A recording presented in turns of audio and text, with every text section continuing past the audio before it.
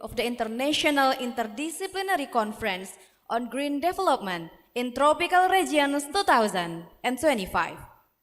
We hope you had a pleasant evening, and let's continue our journey of knowledge and collaboration today. Ladies and gentlemen, we begin today's session with our first keynote speaker for second day in this conference. Professor Surichai Wongeo, BA, MA, PhD, and Emeritus Professor of Sociology from Chulalongkorn University, Thailand. He obtained his bachelor's degree in sociology from Chulalongkorn University and pursued his master's and doctoral studies at the University of Tokyo. And currently, he serves as the president of the Asia Pacific Sociological Association and chair of the UNESCO MOS National Committee. He also previously led the Center for Peace and Conflict Studies at Chulalongkorn University. Professor Surichai has authored several influential works, including Thailand, Japan Studies and the Decade of Delivery and Globalization and Democracy in Southeast Asia. Ladies and gentlemen, please welcome Professor Surichai Wongeo. The place is yours.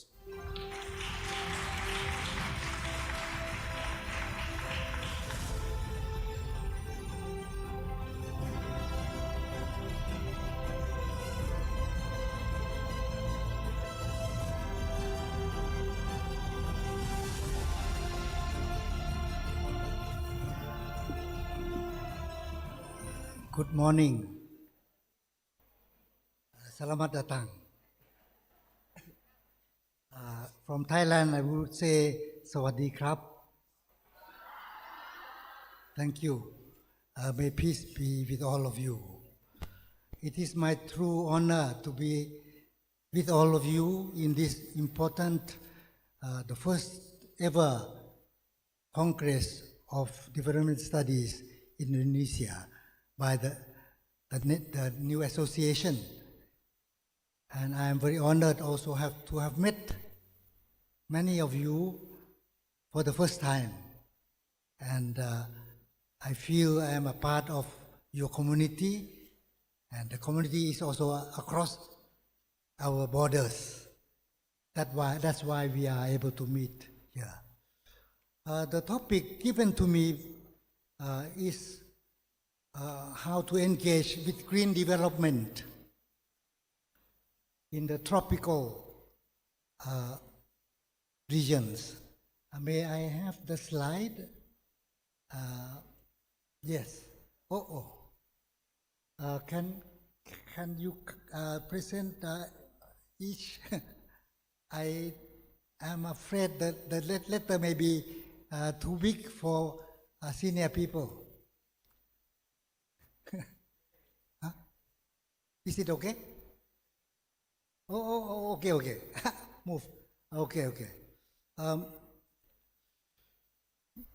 The topic is that I have tried to put together to talk with all of you, and I am very much honored that green development has become a keyword in this era. But in the world of inequalities, green development can be used in different ways too. So my concern is how to engage development studies with green development discussion and policy making in our region and the world. Okay, thank you. Okay.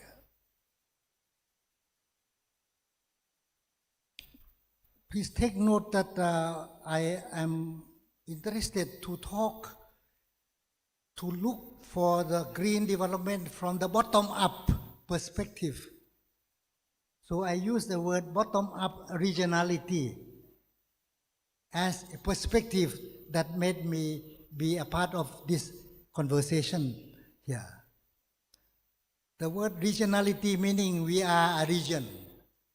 You are a very big country, Indonesia, 17,000 islands, etc. Papua, Aceh, etc. But Indonesia also a part of Asia Pacific and in ASEAN, for example. So we are here with several friends from ASEAN neighbors. And in that light, I would like to bring the word bottom-up regionality as a perspective for us to discuss about green development. And I only can talk from Thai experience, not from you, but I want to share with you in the limited time given. Now, just to share with you the content, what I want to talk about. The first time I learned about UNAND was from a person called Professor Helmi. I will talk a few words about that. And then the event that we met him was about social sustainability discussion in Asia. And in that, we were interested under SDG decade, how sustainability issue can be discussed under and linked with the perspective of sustainability science. So such topic was attractive enough so that Professor Helmi was feeling happy to join our meeting in Chula. And now I met all of you. So that part, and then you see in Chula, my part as introduced by the moderator, by the MC, my generation was much influenced by the Japanese development experience. So I spent some 10 years in Japan. And with that, so I came back, and here you can see in my PowerPoint, we started MAIDS as an interdepartmental program, Masters of International Development Studies, MAIDS, in the year 2003. And along that line, that made me feel our cross-border exchange in ASEAN, in Asia, are so important for the future of sustainable development. Since then, the idea of catch-up development, just follow some countries that are faster, so then you feel successful. That may not be enough. So I feel we learn more about how to share solidarity in the problematic world, how to share difficult problems together in terms of solidarity and problem solving. So that is how shared learning was in the spirit of MAIDS organized. But today I will more emphasize on the third and the fourth and the fifth point, which we relate to the context of SDG and context now. Okay. The context of SDG is 2015. The context of today is 2024. And the world has changed so much that we cannot only talk about our internal issue, but we have to be aware of the context that changed so much in the world too. And in that way, I would like really to see how green development can bring us risk and also opportunities for our exchange. Just to mention to you some risks, if our younger students may be familiar, I think you know green development can also mean greenwashing. It can also mean green colonialism. So in the world of inequalities, how green development can make sense that we are doing something meaningful and not repeat the mistakes of exploitative relationship with nature. I think this is the key concern that we are here all together. So the risk governance under the world where we live as a region demands more dialogue more dialogue, more exchange among different generations. And for that purpose, I would like to now continue the discussion. Professor Helmi, I just want to show you his face. I know many of you know him well, but because of him, I came here for a few times, and the last time I met him was with the UNESCO meeting related to transboundary haze. Transboundary haze. And in that meeting, there are many universities from Rio and a few others, including Andalas. Okay, so that was his photo when he was at Chula some time ago.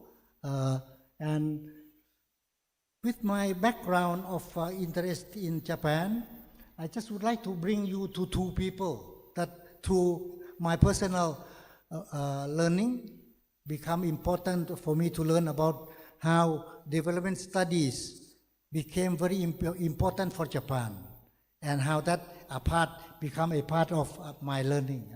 The first person is he already passed away, but he had been one of the most important intellectual in the intellectual circles and university in Japan. His name is Suru Shingeto. But the key word he used, which was very impactful, was creative defeat. Japan was defeated in the world, but how to create a condition that you reflect on the conditions of the country to see it in the sense of positive reflection. So he created a word, creative defeat. How defeat could be creative for Japan. And that also brings a lot of new efforts for post-war development in Japan since the 50s and 60s and 70s. The second person is a very important person also who has been a prime mover of Kyoto University and linking with our region. He speaks Burma. He speaks Thai. He can also read manuscripts, and he's a strong motivator of movement across academic discipline in our region, including CSREP, which some friends are going to join a meeting in Bangkok in a few weeks' time. Now, you can imagine from the direct experience I have to tell our younger friends in the room that for us in the region, one thing that makes us realize that globalization was not always positive, that was brought us to economic crisis in the 1977. 1977, that make us feel that we should be more attentive to human security across borders. And that word also recognized under certain Japanese policy reflection. Not only how to compete in economic growth, but how to strengthen human security, common human security together under crisis of economic and financial collapse. I was organizing 3 or 4 conferences, including with the Global Commission on Human Security with the UN system, where Amartya Sen and also Otaka Sadako, Japanese, were co-chairs. We learned so much about common human security as a reflection from all over the world at that time.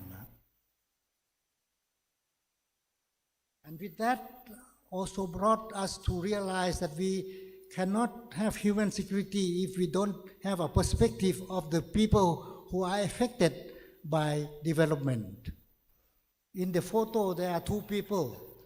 The first person is a medical doctor who did a research on why mothers do not get sick but why the children of the mothers got sick because of the mercury pollution. That was in Minamata, in Kumamoto, in the southern part of Japan. So this person also came to Jakarta Bay. He went to research in how the issue of mercury pollution could impact. And the second photo, you see the name Shinobu Sakamoto. He was the child who, since her childhood, she became affected by the mercury pollution in her central nervous system.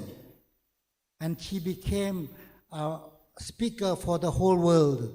Since Stockholm Environmental Conference in 1972, and then this photo taken in Bangkok. He came to Bangkok to speak when in a conference where we organized, and he spoke that please do not repeat the mistakes of Minamata. And that became a new movement in the world that called for Convention on Mercury. So Minamata Convention on Mercury became a part of the global agreement to control mercury uses in many ways, including now in cosmetics.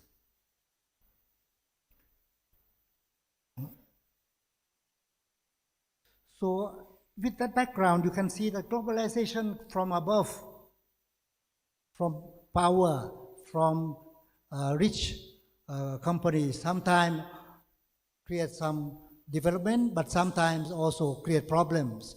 So I bring to you that the issue of globalization and development, and also the issue of social conflicts, have become a part of the reflection on development studies, where in Thailand we have been learning from the experience. That's why globalization from below have become a part of our learning, and how we can learn from the regions.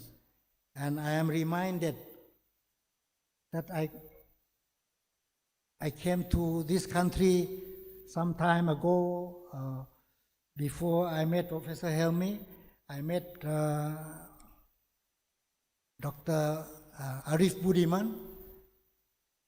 I met Ariel Haryanto from Salatika, for example. So I am reminded that, the new president of the Indonesia Development Studies Association is from Salatika too. So I am happy to reconnect with this. But we can say that with a reflection of the kind that I told you, development has been a part of a world where extreme contexts have been ongoing. So the real development always challenge how we balance ourselves in the world of extremes. And that part make us feel that the value of our discussion are the center of concern, not only monetary value, but also solidarity and also sharing, for example. So I also put this in the light of yesterday's SDG presentations by a few keynote speakers, that in Thailand and also in the region, I think we are now learning that SDG implementation need to be really followed up and monitored, but it need to be implemented beyond the silos of sectors of departments, bureaucracy.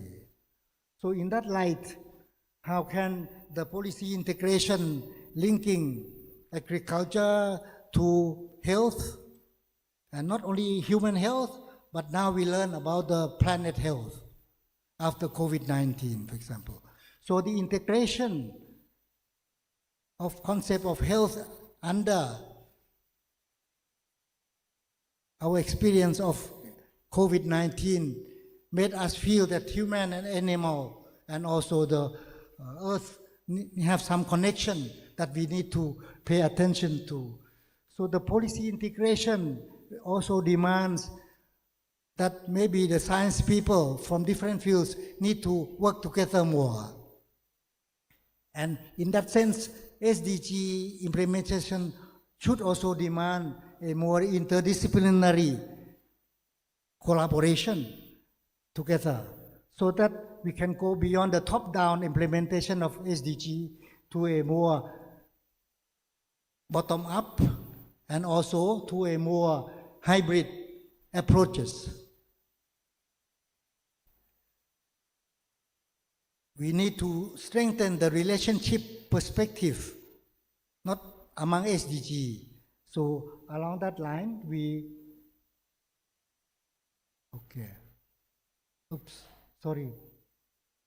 Now in the reason that we are here together, and I think the one keynote speaker clearly, I think at least two keynote speakers clearly mentioned about the kind of world where we are here today.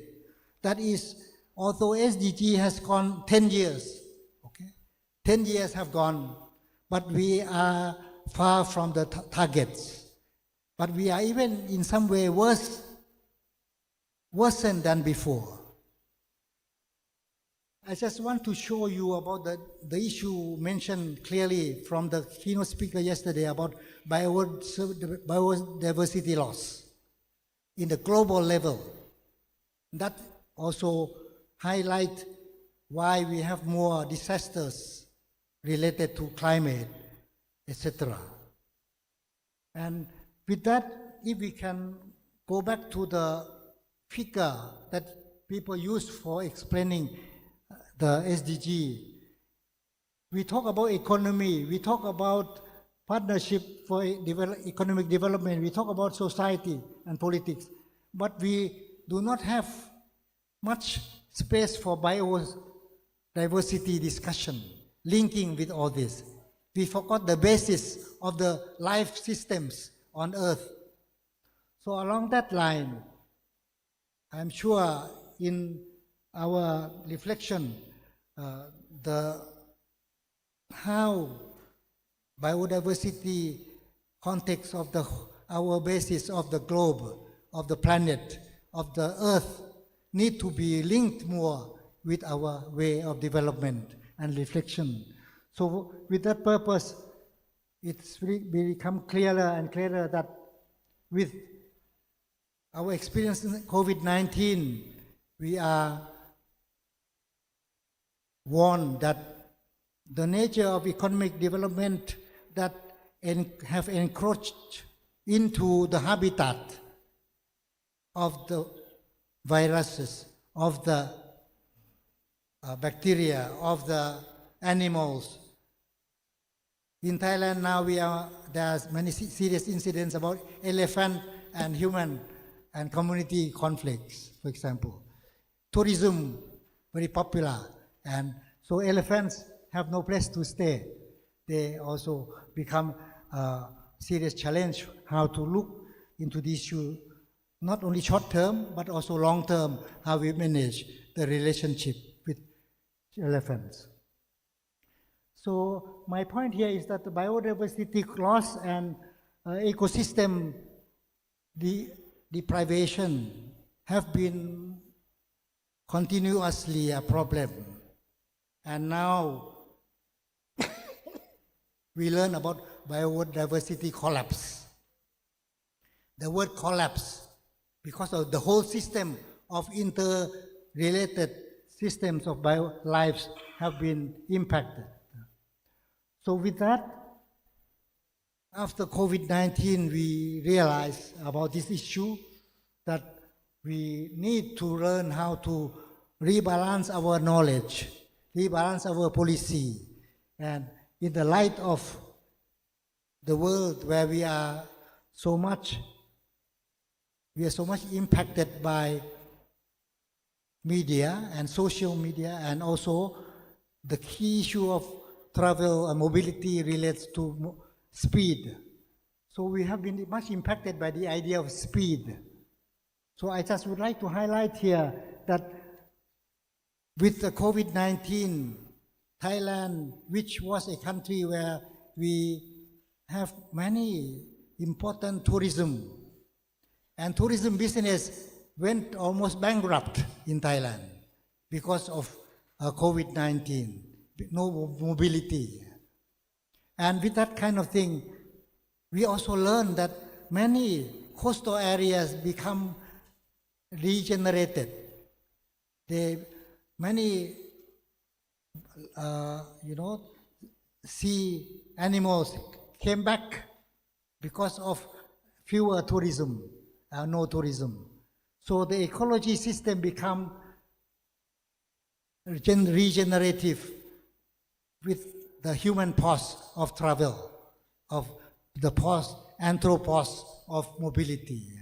So with that, we are learning that after COVID, maybe we should learn more how to rebalance our tourism and our ecological impact on tourism, on the animals and the systems of environment.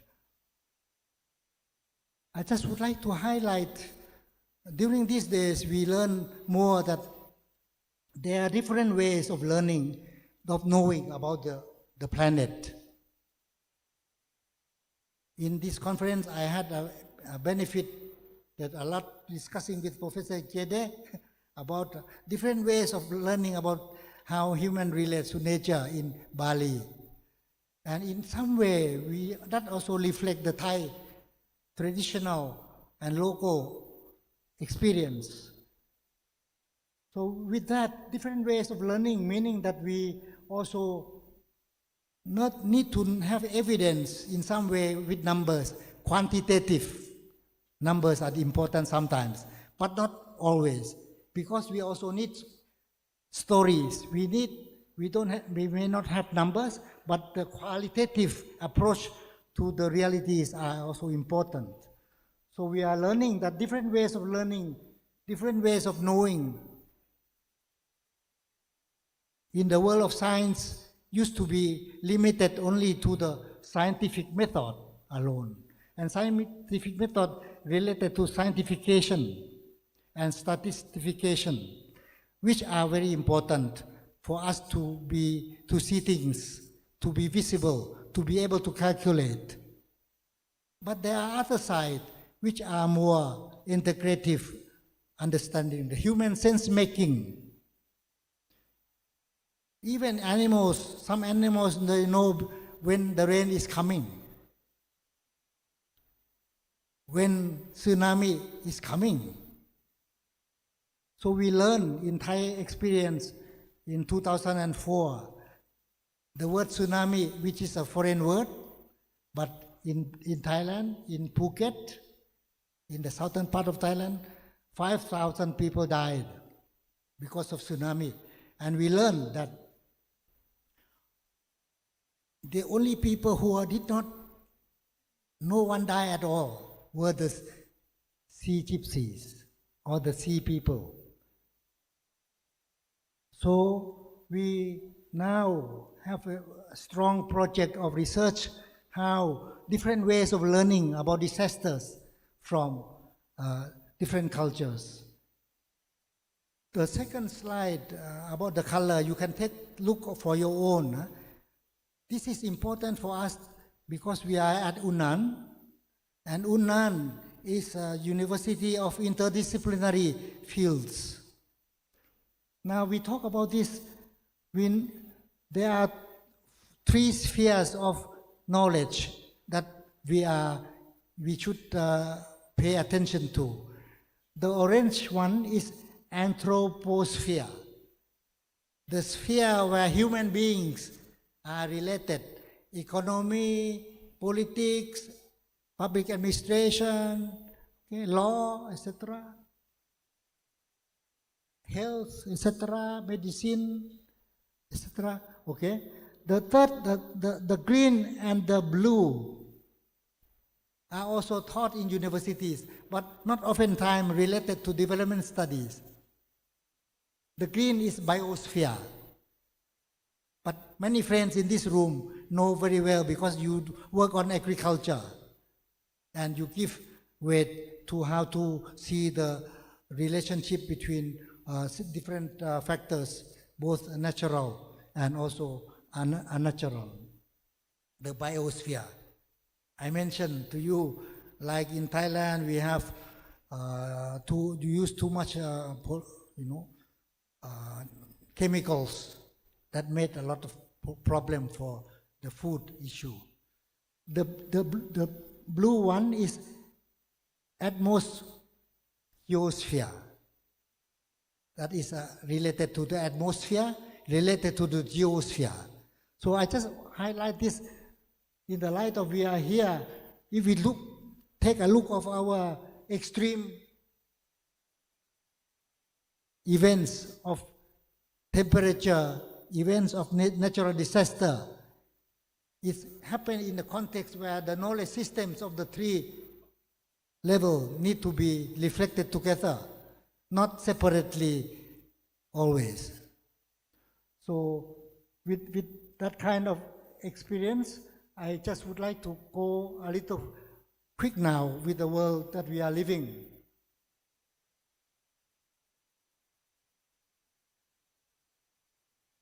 In 2015, I am not sure that all of you were much concerned about this issue, but at that time, the whole UN system support climate agreement in Paris, support SDG commitment.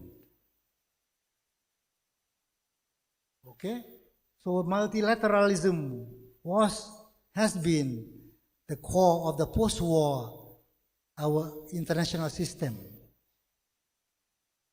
Along the way, we are learning there are new efforts about the COP meeting that make us relate many issues about why mining in the ocean need to be contained or to be monitored. Why rare earth issue like nickel could be very profit-making, but also can be very dangerous for us if we don't manage well. So I mentioned to you two very important key global agreement with binding power. One is a Kunming-Montreal Global Biodiversity Framework. That happened in 2023. And the next one is also much related to all of us in our Asia Pacific, to the Pacific. That is the so-called BBNJ. It is abbreviation of biodiversity beyond national jurisdiction. Please take note the word national, okay? Beyond national jurisdiction, meaning that a single country cannot take care of the whole ocean. And oftentimes the ocean must be multilaterally shared as humanity's commons. But in reality, some strong countries, some powerful armies in the navies become too powerful, too strong to control. And in that case, some big companies can also benefit a lot from ocean. So the blue economy become monopolized under big companies. So along that line, the BBNJ agreement is a very interesting global document from the science research people that call for our humanity attention to the importance of ocean and how to make it a shared commons for humanity for the next generation. But the world now, 2023, is becoming very different. After election in the USA, after strong nationalist movements in several countries against, say, migrant workers, maybe, or sometime under new media era called digital manipulation. You can take note that in the election of the USA that made the recent presidency won, even for the first period, we realized that the usage of AI and media in election become very instrumental for the election campaign. So here, the world today, we have even in the UN system, the vote to support the agreement now, still 190 yes, and for SDGs 991 or 2. But there were three countries in the world that do not share any voluntary national reviews. They are Haiti, they are Burma, and USA. There are 3 countries in the whole UN system that do not care to be not yet to be a part of the SDG reporting VNR. So I just highlight to you that the world now has a challenge under this international environments, which make it very challenging to how to balance and how to see our role of development studies.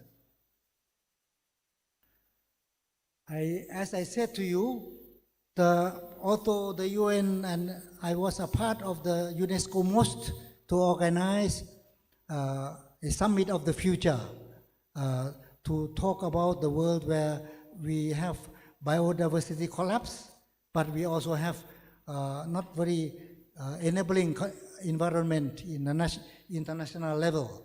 So here the role of BRICS, the goal of G20, the role of ASEAN, the role of our region become even more important to talk about the future.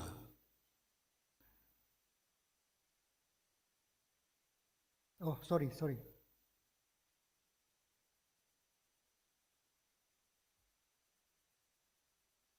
The reason when I talk about this is it is already agreed in the ASEAN level that the new declaration of ASEAN just a few months ago called Our Shared Future, okay, for ASEAN, Our Shared Future. But you can also imagine that even Thailand do have some challenge of the issue with how do we deal with the issue of border with Cambodia, for example. So all these kind of conflicts are real, but they need to be contained in the world where we need solidarity for the future. And for this purpose, my Cambodian friends and myself have been discussing also that maybe we need a broader regional discussion about the future, our shared future together more. And in the light of our shared future declaration of ASEAN Chair, Prime Minister Anwar Ibrahim, we can also push it further in the next context of our discussion. I am going to end very soon now that the context of climate disaster, the context of our uncertainty about the future of environment has also need to be agreed and supported. So many countries have climate targets. In Thailand, we do have a net zero discussion, and in several policy circles. But the climate targets can also bring risk of disempowerment to the local communities and local people, to the smaller people. So my point here relates to how we can see development studies as a part of acknowledging the different ways of knowing about the climate problem beyond the climate targets issue, but to learn more about the community, socio-cultural learning from different communities and different local practices about trees, about fish, and about others. Now, my point here is that if we cannot be sensible enough about this issue, we may go in deeper into the issue of top-down implementation of the future plan. And that will not be healthy for our relationships with the nature, and the biodiversity loss could not be really stopped. I should like then to highlight, why I don't know. Oh, I could not, it's not moving to the,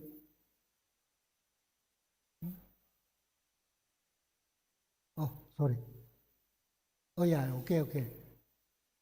Sorry.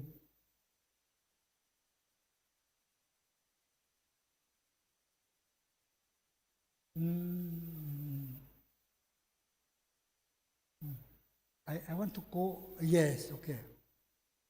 But in Thailand there are some news, some good news that we have been learning. One thing is that the parliament just a few months ago passed a new agreement on a new, possibly new law, okay? It will be a new law only after the Senate passes it. But the consensus is on the law, clean air law. This clean air law is concerted, supported by some local movements in Chiang Mai, in Mae Hong Son in the north, and in certain area in some other provinces. It's called We Breathe the Same Air. We breathe the same air movement from urban areas, from students, from pupils in schools, from villages, because of PM 2.5. Maybe in Indonesia you don't have that problem, but in Thailand in some cases very serious. So because of PM 2.5, because of haze transboundary sometime, so this new effort to have a new law from social movements bottom up become a new possibility. Okay? The second one relates to a new law already established, a law on promotion of ethnic way of life. This is supportive of indigenous peoples and diversity of cultures. And this is one of the most historic moments in Thailand, because in Thailand we do have some conflicts about who are the Thais. And if you are from the hills, if you are from different ethnic group, maybe you could not be Thai yet, like that. So, but this new law come to a next level because of the climate issue, because of biodiversity and cultural diversity, two sides of the same coin. So the movement to support recognition of cultural diversity become a reality, supportive this law. Now it has become a law in Thailand. So we can also would like to learn from Indonesia and from Vietnam, from others too about this. But we now faced with a new problem in the Chiang Rai. If you know Mekong River, some friends in this room know about the Mekong River. Some friends in this room know very well about the wetland. I learned from professor from Vietnam yesterday about the wetland network, research network with Thailand and some 17 universities in the region. So, but the Mekong is very biodiversity rich, very rich in biodiversity. But because of there are some rare earth mining in some part of Myanmar, and that part of Myanmar, okay, in the map you can see, I can give you the PPT, you can check it. The mining from rare earth create a lot of arsenic pollution. Arsenic pollution is very dangerous for health, for cancer. And now the river of pollution of Mekong, also because of the river is a tributary of Mekong, it goes to the Mekong now. So it is become a very, very hot issue in the Thailand and also in the region, that how can we solve this mining, rare earth mining, which is also destroying the water quality of the Mekong, potentially harmful to health of fish. And you see the fish in the photo. The fish are very sick. And you see the photo from GIS, you see the mining area. And they do the mining in a very uncareful way. And that happens in a contested area of sovereignties in Myanmar. So, and also there are many people benefiting, including merchants from different countries in that. So it's like anarchy for money making, but very dangerous for the Mekong River together with us. So with all this, my point here is how in the world where we still feel that Asia can be a part of the future together, but how can Asia century become a real positive and a place for dialogue for the future and exchange? I say this in the light of intergenerational audience in the room. Most people in the room, I am sure, 20s. I was talking with a few, and I learned from two from Papua and a few others from. So I think we look forward to see how Asian century, if it is to be a part of a more balanced future, more shared future with the environment, with our earth that we are living. Our generation, my generation, I am over 70s, so many things we have not been able to do enough. There are many problems left, but we do need to have more exchange among development studies in our region. Usually people complain about shrinking civic space in exchange, shrinking. Because of, anyway, in Indonesia, some months, 2 months, 1 month ago, or some months ago, there were big movement by the young people, by the Z generation, and also in Nepal, and also elsewhere. So my point here is that the space for civic engagement need to be created and co-created in our region. Okay? And for that purpose, I do hope that this document from the UN discussion can be useful. And for this purpose, I hope that if we can go further about our discussion, how our different countries, different generations can also share our discussion, concern about the Mekong, about the ocean, about the fish that are diminishing, about the health issues impacted by too much pesticides, too much pollution, and how we balance our act toward the air quality or pollution with our responsible consumption. And for that purpose, I feel that we need to discuss about post-SDG as well. For a post-SDG, we can discuss more how trans-local learning become a part of our new dialogue for the next phase. And with that, I look forward to collaborate with you and also see how Thailand can be a small part. And our students in Chulalongkorn University and elsewhere can also work with some of your students in Indonesia, in Malaysia, in Vietnam, and elsewhere. Thank you. So, thank you very much.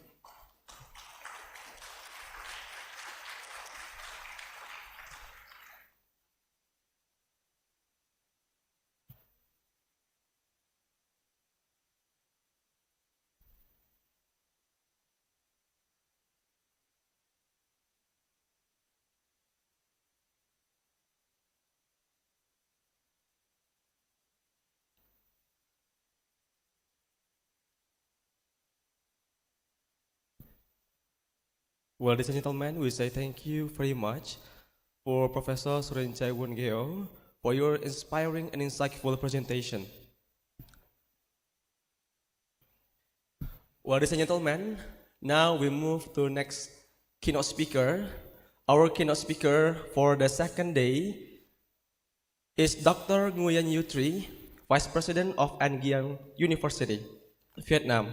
He earned his bachelor's degree in international environment and resource studies from Mahidol University, followed by a master's degree in agriculture economics and a doctorate in agriculture and forestry economics from Nong Lam University.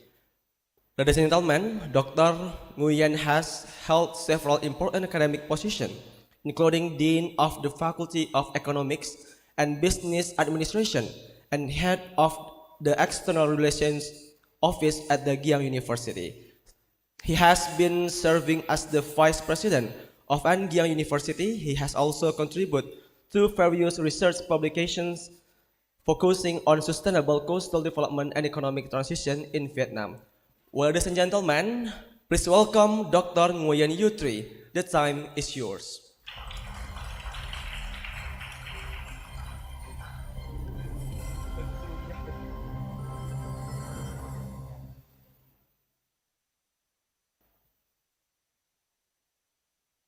Good morning, Professor, colleagues, and students. I'm very honored to be here to present my presentation related to how to adapt with the salinity intrusion in the coastal area in the Mekong Delta of Vietnam.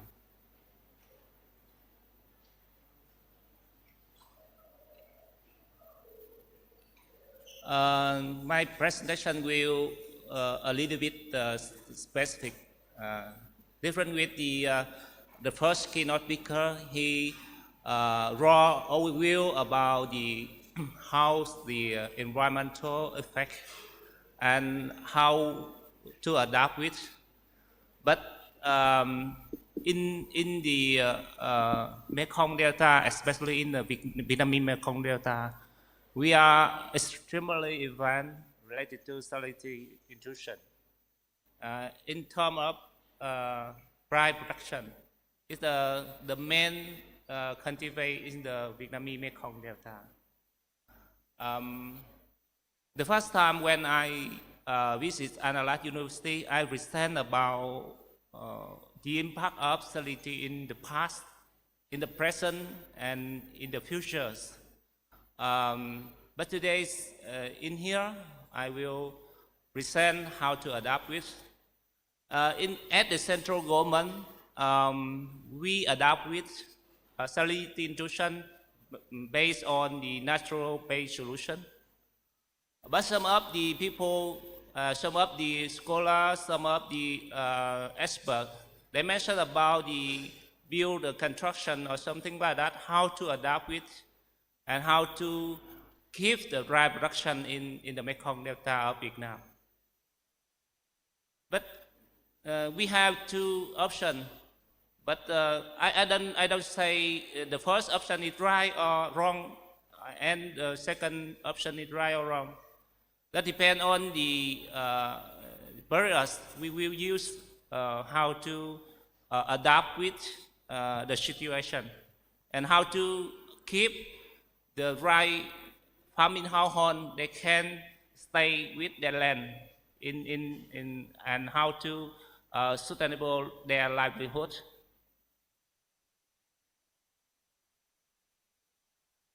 My presentation include four.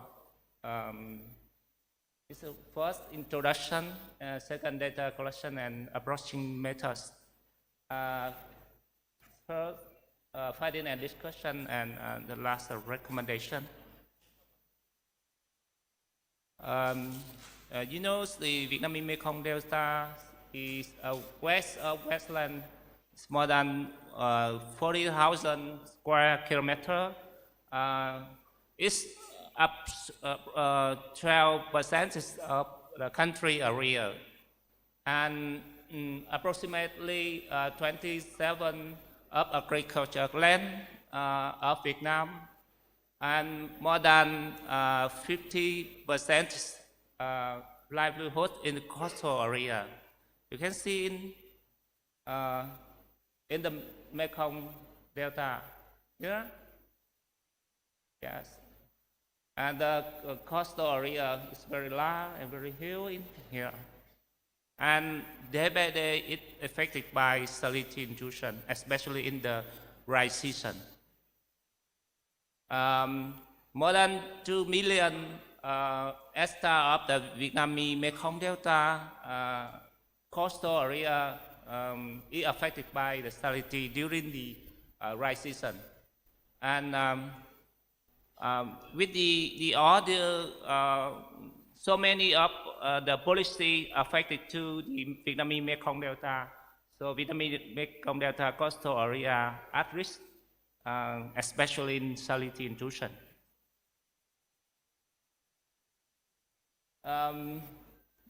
My research focus on the coastal area in the Sóc Trăng and Trà Vinh in here. It's Sóc Trăng and Trà Vinh in here, where the Hậu River and Ting River in downstream of Hậu River and Ting River. Hậu River and Ting River come from the Ban Sac River in Cambodia. Yeah. And where is at risk is salinity intrusion in the dry season, the seawater infill up to 70 kilometers from the seabed. And my methodology is based on the research process step and methods. First, we scope the problem by state study, analysis of occurrence of and degree of salinity by timeline, focus group discussion, projection, and come from MNRE. MNRE means Ministry of Natural Resources and Environment in Vietnam. And after that, identify the research site and target population. In this research, we conduct a survey more than 400 rice farming households who be affected by the salinity intrusion in their rice field. And data collection and analysis of impact, and data collection and analysis of adaptation, and develop and evaluation household adaptation option. Based on the household adaptation option, we will encourage the policy maker who do policy in the Vietnamese Mekong Delta, how to help the rice farming household can sustainable in their rice field. The analytical frameworks based on the Vietnamese Mekong Delta coastal area I collect the soil salinity and water salinity in the right field, and how to measure, and then I measure how to show contamination in land in the right field. And because because the salinity level will be affected to the right yield. If the high salinity level, the yield will be reduced, and it affected to the land, and the land cannot restore for the next crop or something like that. Based on the dry farming, we're looking for the threat of household, the threat of national food security, social instability, and environment, natural resources degradation.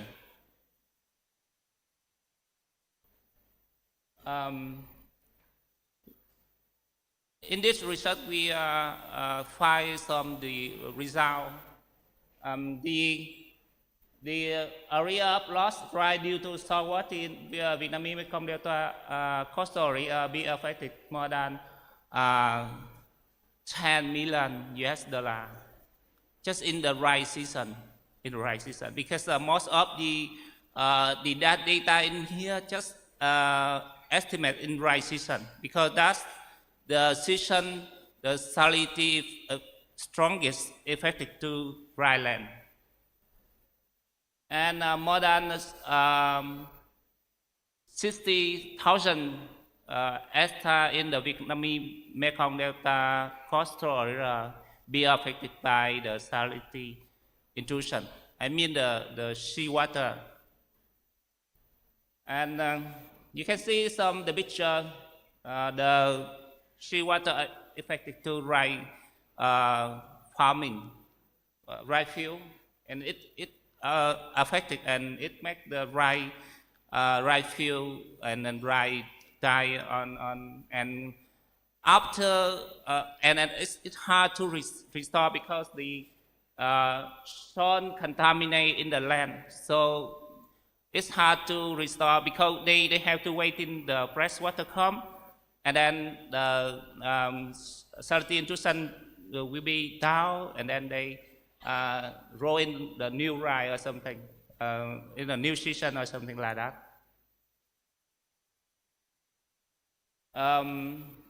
Based on the relation linear between salinity level and rice yield, in the research side, we find out the affected rice yield in Sóc Trăng about more than a half of ton.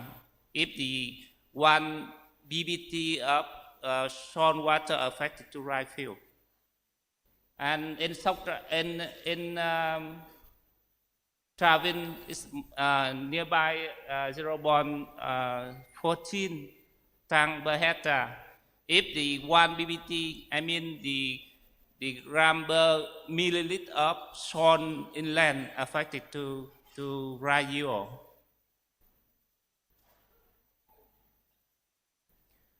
So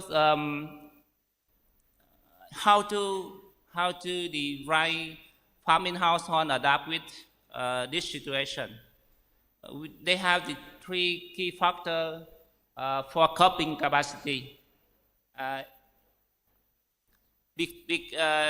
Before the salt water come, they build some of the irrigation, canal, sluice gate, and dye system to help prevent the damage and provide a better condition for people's livelihood activity. And they based on their perception how to adapt with in terms of in their indigenous knowledge how to adapt with the affected by salt water if the salt water affected to their rice field. At dry farming household, the research result shows more, less the rice farming household the irrigation, because in the household lack of the financial to build the contract to build a sluice gate, because it will be make the production cost higher and their income will be less. So that's why lack of the people they build the sluice gate or the dye or the irrigation system very full very perfect irrigation for their right land or something. More than 50% is the household they based on their perception as scale up household farming activity. They change or they shift their right rub to the other rub or multi rub or something like that, or they can grow in their right sooner in order to avoid the short water come.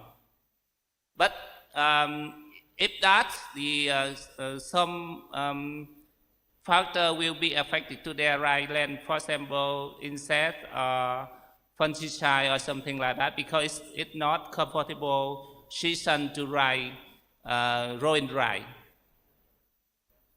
Almost the household in Vietnamese Mekong Delta coastal area they based on the indigenous knowledge. They based on the canal, the natural canal, and they storage fresh water to irrigate their rice farm when the salinity intrusion or when the seawater come.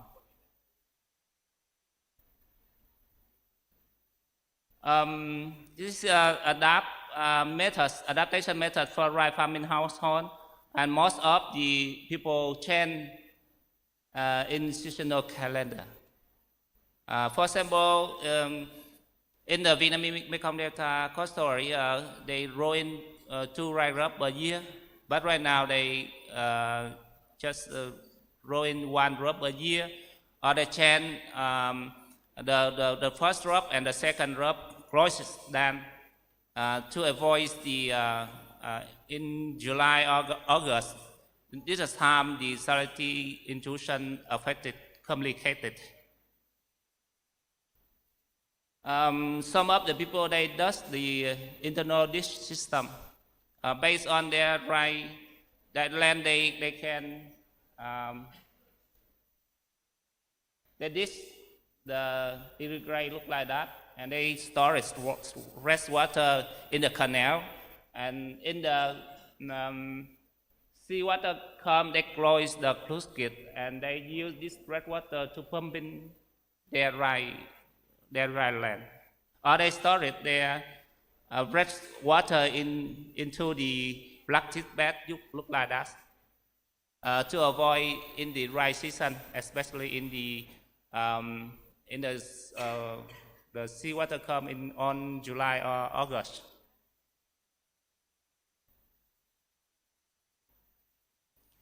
I mentioned when I present this presentation, the first we have in the Vietnamese Mekong Delta coastal area we have 2 options. One option natural-based solution. The other option is building the construction to adapt with the salinity intrusion. But right now the central government focus on the net zero. So that's why most of the solution based on the natural. And it will help the storage the ecosystem, and it will help the dry farming household can be reduce their production cost, and they can sustainable their livelihood. But it's hard to do. It's hard to do. So the expert responsibility is how to find out the right tolerance in terms of the salinity intrusion.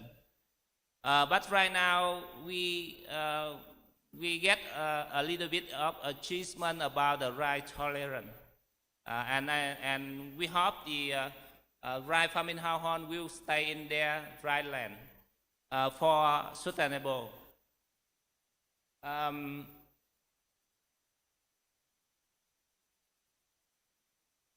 The second is the irrigations. Irrigation will come from the central government or provincial government. Because you know the right farming household, they have not enough the financial to build the irrigation. Because it will affect it to their income or their benefit when they grow in dry in the coastal area. But the irrigation system based on how to store water in dry season, and it will harm to the economic role in Vietnam. So we mobilize the social how to adapt and how to build step by step to avoid affected ecosystem and to storage the spread water, how to enough the rest water in the dry season for the dry farming. And the third is how to improve the household perception. Because you know, the indigenous knowledge is very important in terms of the adapt with the extremely event or in the some of the climate change initiative, climate change impact or issue or something like that. But we need to share the indigenous knowledge, because not only the household in the upstream of the Vietnamese Mekong Delta coastal area, but also in the downstream, in the upstream. The upstream, they should share the fresh water and maybe storage fresh water in the canal, and they can distribute on the dry season. And it have to reduce the impact of the salinity intrusion for the downstream.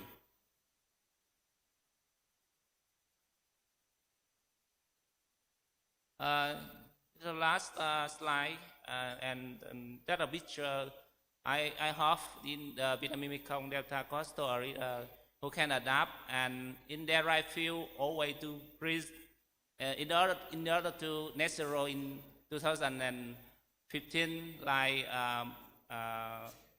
our Prime Minister approved in the COP 26. I hope in the future the right farming household, not only in the Vietnamese Mekong Delta coastal area, but also the other delta can adapt with, based on the support by the central government and based on their knowledge how to sustainable in the future in terms of the climate change extremely impact in the future. Thank you very much for listening. Well, ladies and gentlemen, we say thank you to Dr. Nguyen Tri for your informative and inspiring speech.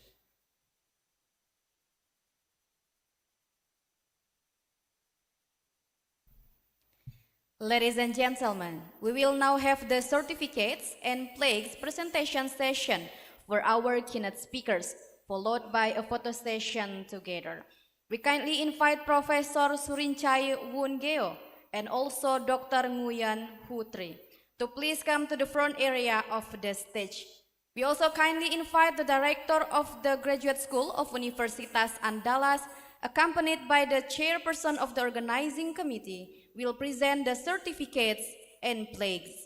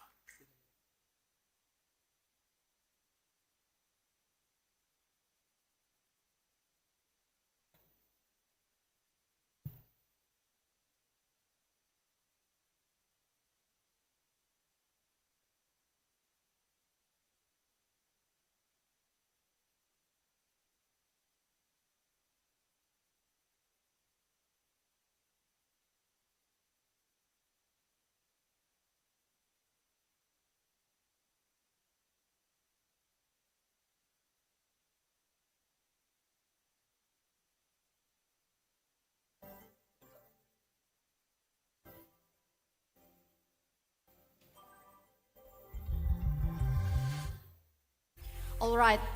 Sir and madam, please hold on. Sir and madam, please hold on. Stay on the stage because we will have a photo session together with all participants, and we kindly request sir and madam to see on the stage, on the face of the stage, and all participants are kindly request to stand up. Seluruh peserta dimohon untuk berdiri karena kita akan melaksanakan sesi foto bersama. Jadi itu teman-teman mahasiswa dan peserta silakan berdiri untuk sesi foto bersama.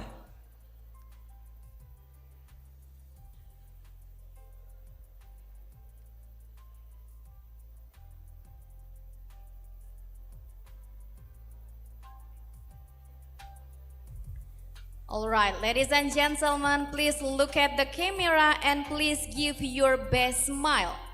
I'll guide you and we will start in 3, 2, and 1.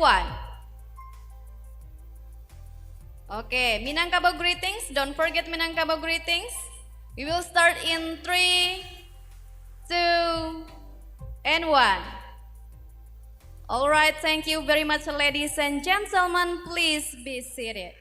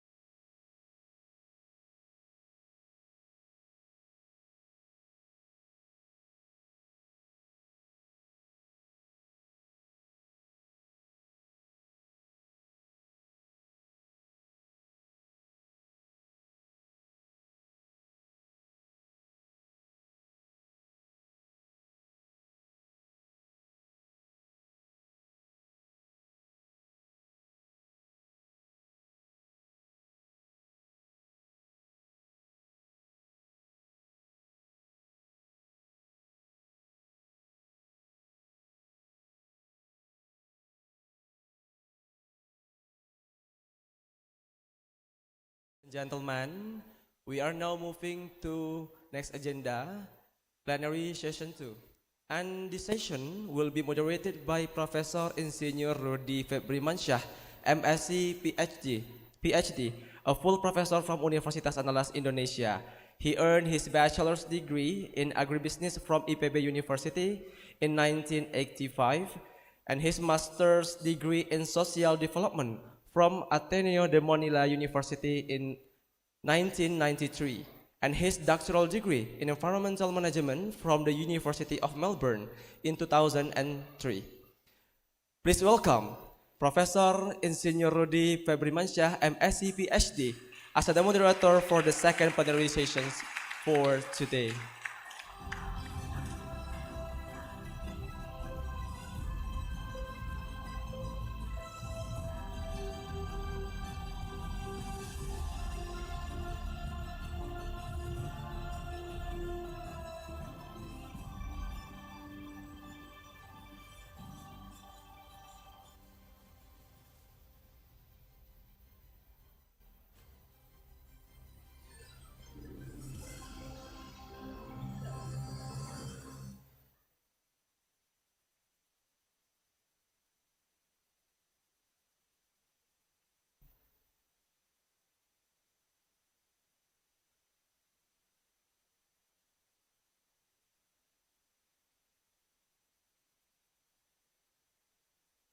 Oh, saya yang panggil. Saya nggak dikasih daftarnya soalnya. Oke. Thank you very much. Assalamualaikum warahmatullahi wabarakatuh. Selamat pagi, good morning. Distinguished speaker, researcher, and student, and also colleagues from Andalas University. I'll be happy to be here, assigned by the committee to be the moderator for the panel session. We will have 3 panel speakers this morning, and the MC will introduce the biodata one by one and let the speaker come out. Okay?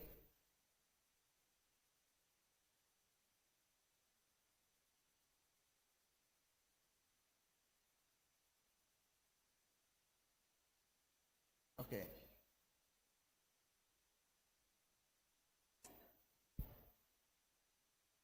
Ladies and gentlemen, for this session we have 4 keynote speakers for our plenary session second. The first one is Professor Dr. Insinyur Bustanul Arifin MSc. No, it's wrong.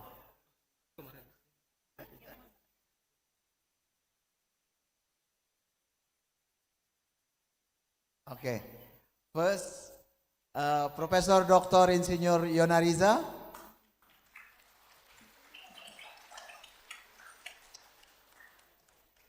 The biodata? Okay.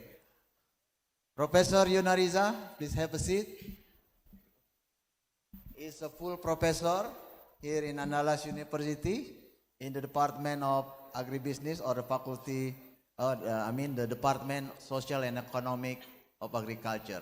He got bachelor degree in agriculture economics from Andalas University in 1990. And then second degree in master degree in social development studies.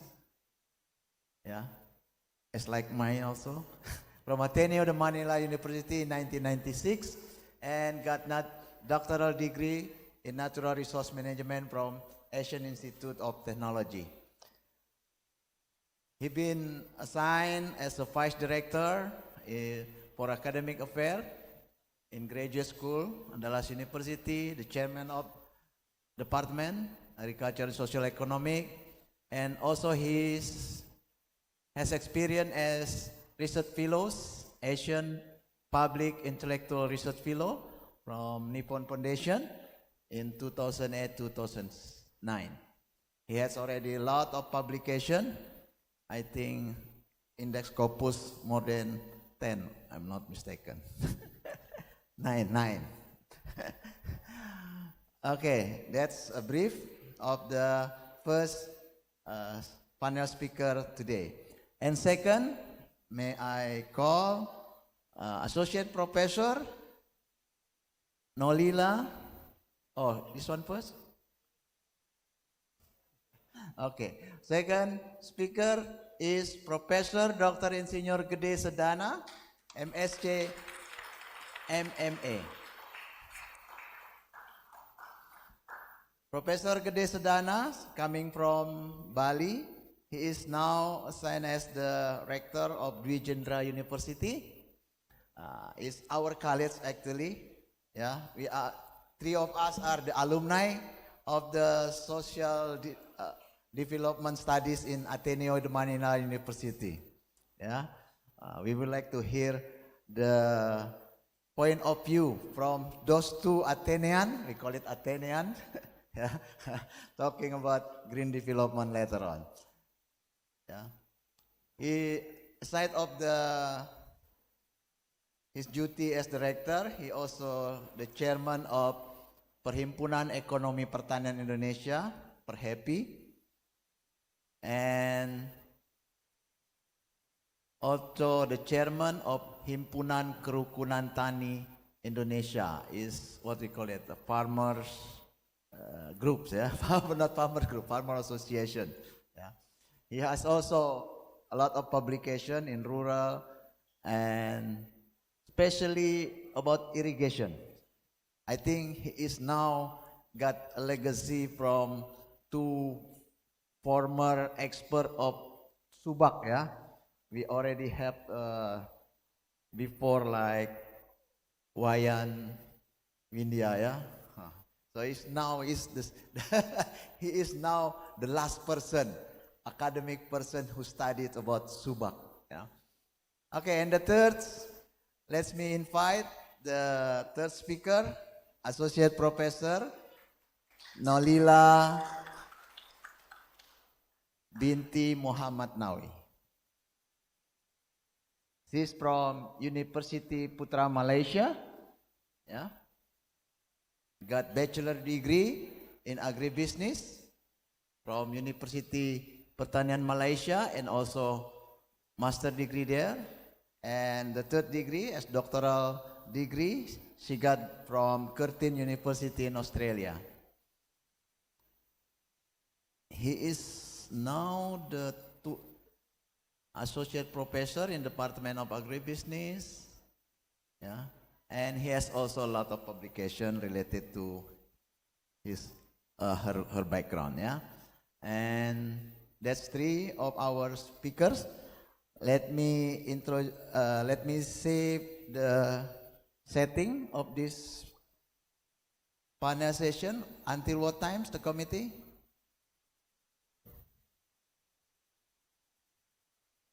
Until 12?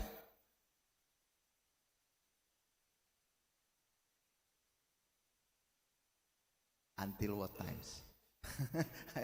Okay, 25 minutes presentation, yeah, for each speaker, and then maybe if you have time, we have discussion up to 12 o'clock, 12:15. Okay, thank you very much. And I do hope that all of participants, especially also from our keynote speaker, to keep watching the presentation, and we expect question and comment from all of you to enrich what they have already presented to us later. Okay, as the schedule, we follow the list. Yeah, we will like to invite first Professor Yanariza to make presentation.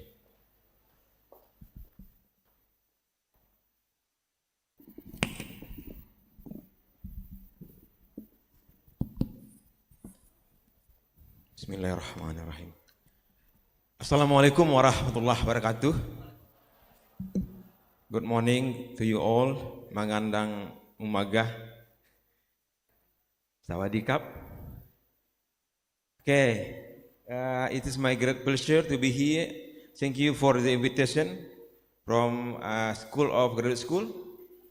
dear distinguished speaker, ladies and gentlemen, and student from Fakultas Pertanian.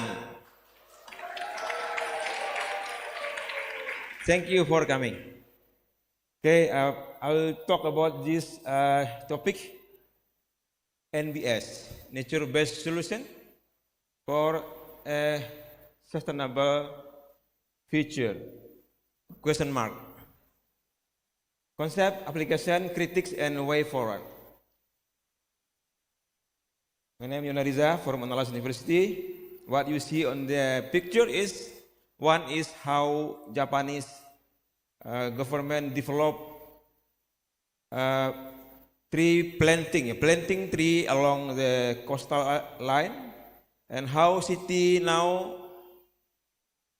is planted with a lot of trees, plant. So talk about nature-based solution. Why I come to this topic actually is my own interest actually. Why I want to talk about this. Firstly, this is new to me actually, nature-based solution. In 2023, we had project with Australian partner. In the proposal, she mentioned about the natural-based solution. Oh, what is it? To me, it's new. Okay, later on, we got a call for proposal from European community asking research proposal on Green Deal. Oh, again. So, time for me to dig, to learn. So, I'm now learning on nature-based solution. But actually, my current work, my ongoing research is about social forestry. And what is it? Actually, it is nature-based. So this is what I am now doing, learning.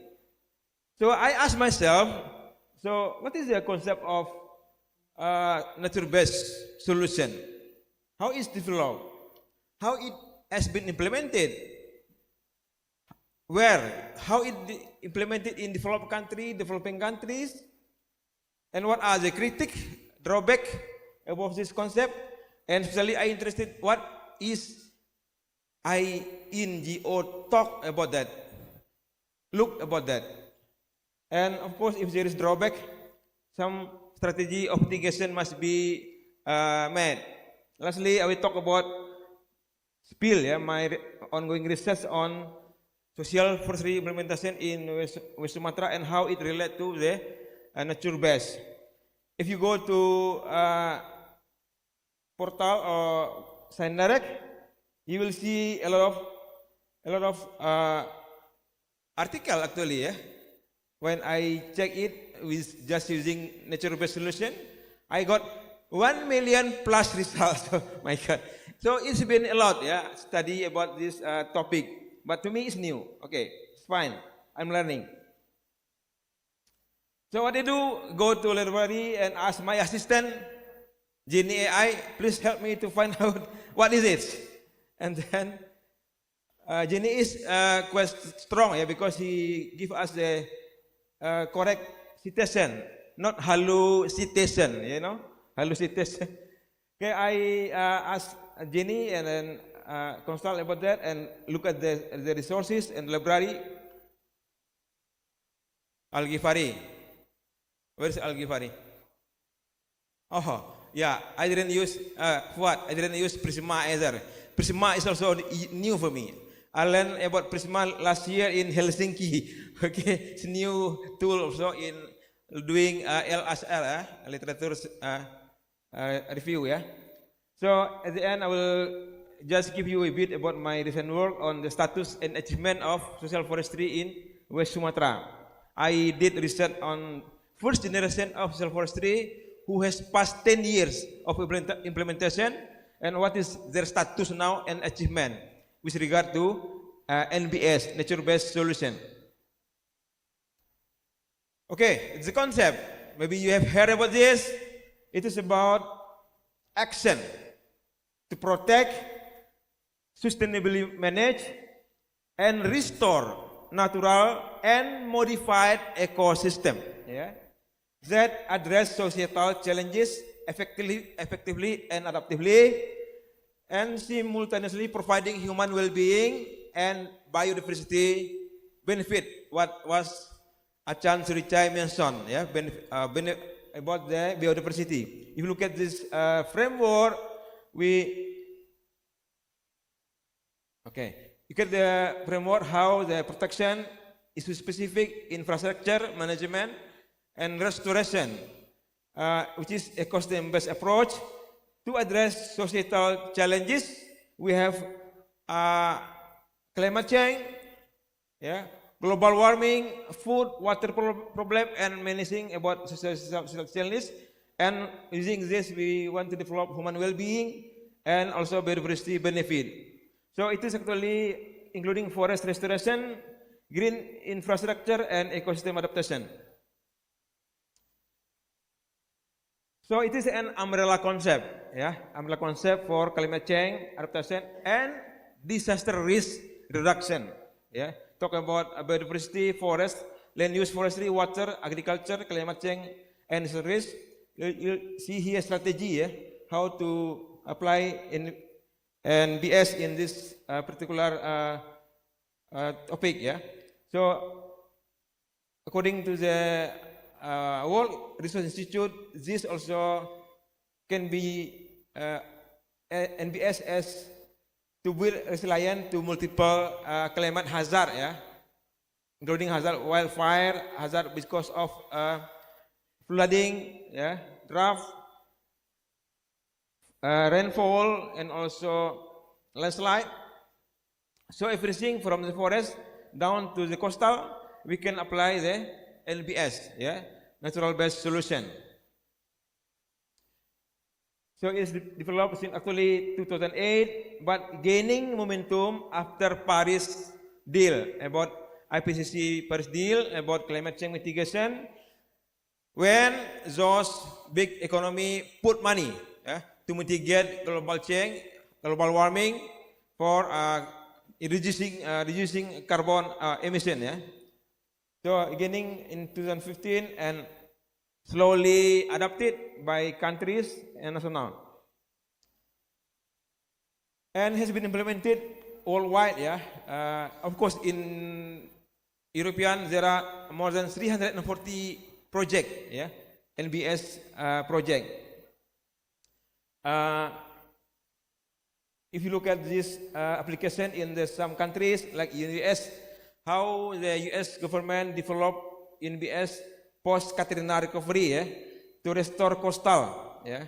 Australian program also doing management of emphasizing carbon, between community and scientific institution, yeah. Japan especially interested in how to protect from tsunami, and China also they use the framework for many activities, yeah, vegetation restoration, soil fertility, and biodiversity conservation. In developing countries like Philippines, they use also to mangrove restoration, yeah, coastal erosion, and it is less costly as compared to other tool, yeah, to protect erosion. In Bolivia, watershed management, and in city in Bolivia, they can reduce city temperature 2 degrees below. They can avoid what's called island heat, yeah. So this is some example of application. Indonesia also has been doing that in soil social forestry, peatland management, mangrove management, carbon market development, and also like Subak is one of the traditional knowledge integration into the NBS. Also what Dr. Tri say about local knowledge, traditional knowledge, village knowledge, yeah, in NBS. But there are still challenges in Indonesia about policy fragmentation. What Pak Surichai say about silo, yeah, where each department still working in their own silo, still less of integration. 2 days ago, I attending a meeting with Maria Elka Pengestu, WRR. What is the problem with Indonesia? How to synchronize between climate ambition and economic growth? Yeah, we still need economic growth, but at the same time, we also want to address the climate ambition. So this is problem. In Europe, they have been moved to another paradigm. They are now on post-growth. In post-growth paradigm, of course, they may want to more on maintaining or developing the ecology, the ecosystem, rather than economy. But in Indonesia, we still have to catch up with the economic development, with growth. But of course, then will conflict with the climate ambition, yeah? Especially in Indonesian green economy policy. But it's been starting in Jakarta, how the solusi berbasis alam has been implemented in Jakarta, yeah, to develop, yeah, some how to change Jakarta into green city, yeah. Of course, there are some drawback to this concept, loudly pronounced by the academician and also, of course, NGO. Yeah. What is the problem? Yeah. About the implementation gap, there is about promise and reality. The concept outstrip practical application. Yeah. Particularly in urban, peri-urban water management. Stakeholder exclusion is still there. Instrumentalized nature, where NBS may treat nature as resource to exploit rather than intrinsic component of social realm. And also problem with definition, still different definition between UCN and EU community. And on evaluation challenges, it is long term. Yeah, how do you check the progress? Yeah, in long term, and also difficult to quantify the benefit. Yeah, and benefit may scatter. And investors still hesitate to invest. Also, some government barriers like political will, policy integration, siloed thinking. What was been telling about, yeah, coordination challenges. Yeah, they're all the drawback of this policy. NGO, especially internal NGO, global NGO, strongly against this approach because they said. It is the ambiguity problem because the definition is not clear, questionable application. Yeah, it's the same with the previous. But also justice and equity, what Achan Surichai mentioned about the class, who is going to benefit more about this, yeah? And greenwashing has been also revealed many times. If you will put money for greenhouse, then you can still produce your business as usual, yeah. So what the way forward? Of course, we need to develop comprehensive framework and innovative finance and community empowerment. Look at what happened in West Sumatra. In my study about the implementation of social forestry in first generation of social forestry, what we found out actually a good result. What? This is my study. So we studied 28 sites, and we can divide between Solok block and Pasaman block. Yeah, Solok block is mostly hutan nagari or village forest. In Pasaman block mostly hutan kemasyarakatan, community forest, and the area of community forest less than hutan nagari or village forest, and all of them majority in protection forest. And few those in Pasaman and some in Pesisir Selatan in production forest. So what is our finding? We got it very good achievement in Solo area, which is including Kabupaten Solo district and South Solo district. Yeah, we found out that what drive communities to protect the forest. Some ecological crisis like flood, landslide, and water scarcity. They want to protect the forest. Economic security, they want to get right to land tenure, sustainable harvesting, and also cultural people when they want to restore Rimbo Larangan and leader of Nina Mama, and of course legal recognition from the state about their forest. Yeah, so it's quite good finding, and look at the achievement. I took some of the site, and you can see they can maintain in last 10 years. They can still maintain the good forest, especially in Solo block. Yeah, all Tanagadi there still maintained well because people are benefited from the water. Yeah, use water from this forest area. And then, if you look at the three scheme, we found out community forestry management focus on cultivating commercial crops, including rubber, citrus, and patchouli within forest area. Well, in village forest protection, they may want emphasize on watershed protection and non-forest product collection. And people like Paru, Simancuang, and Pesetalang prioritize environmental services and sustainable extraction of forest resource. It is accidentally those people in Solo has been previously had already been strong in local forest management. About community plantation forest, they develop cooperative like in Bangis, but they convert the forest into oil palm. That is one of the drawback of this problem.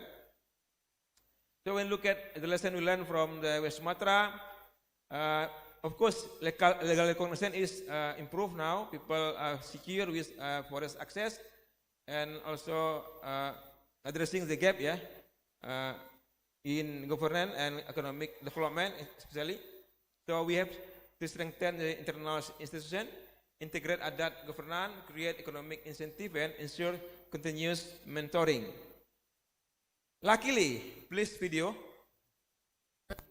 Nah, minimum kalau kita anggap 1 tonnya $5 saja, ya maka ada potensi minimum 41 triliun volume perdagangan dalam setahun, atau bisa maksimum sekitar 1 triliun.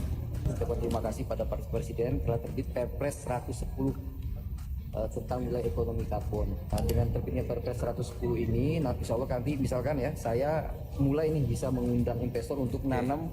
Pak Presiden berjanji di depan forum PBB menanam 12 juta degraded land, ya, atau lahan kritis. Dengan melibatkan dengan Perpres ini, ya, dengan aturan turusannya, insya Allah nanti akan banyak para investor yang dulu bisnisnya menebang sekarang menanam.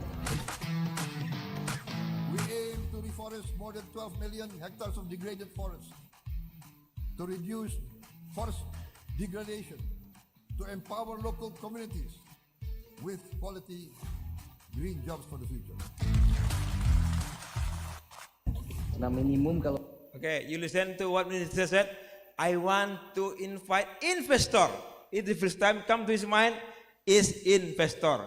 This is what we are really worried about. When investor come to join this project, all degraded land in your village may be grabbed by investor. They will grow trees there for this program, yeah. But actually, it has been long waited, yeah.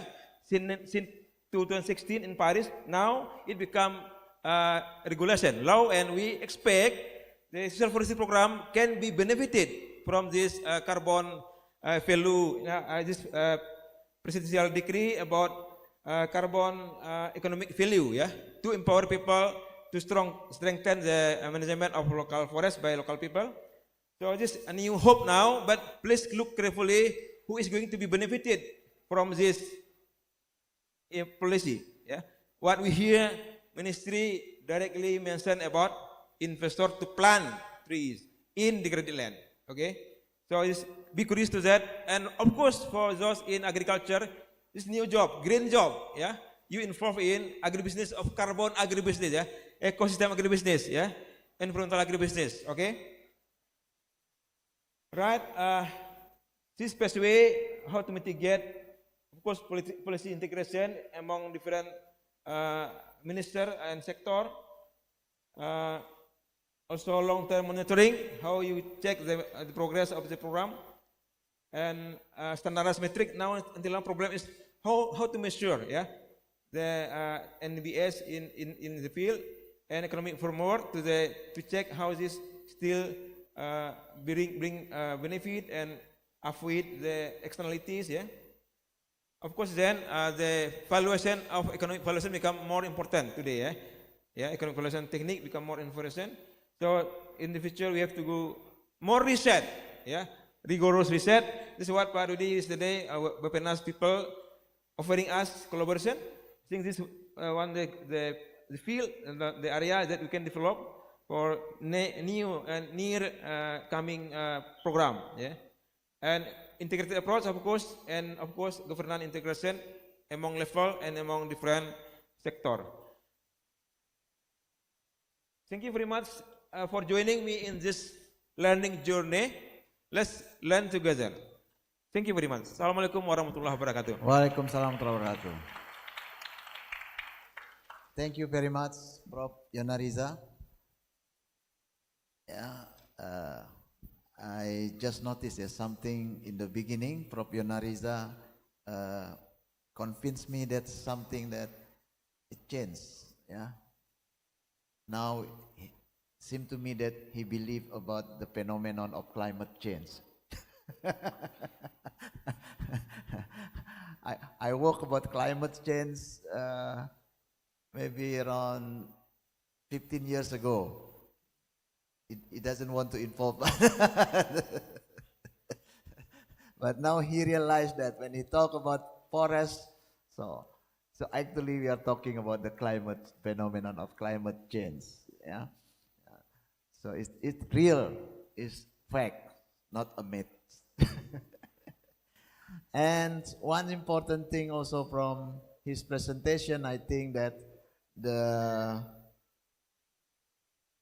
what we call it, there is a new area, yeah, the new area, the new perspective when we look at the resources, yeah, like what been mentioned by the president, yeah, invite investor not to cut but to plant the tree, the plant the tree, the plant the forest, something's new.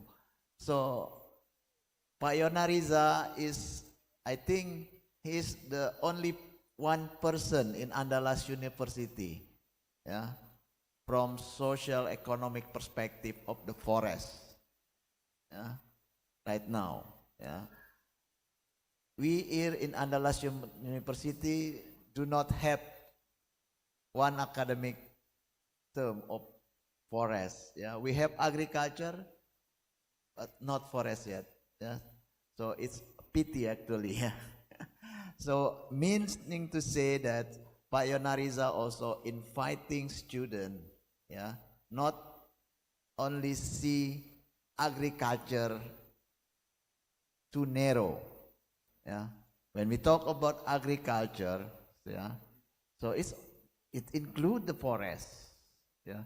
When your Prof. Yonariza talking about social forestry, yeah, it's about agroforestry, right?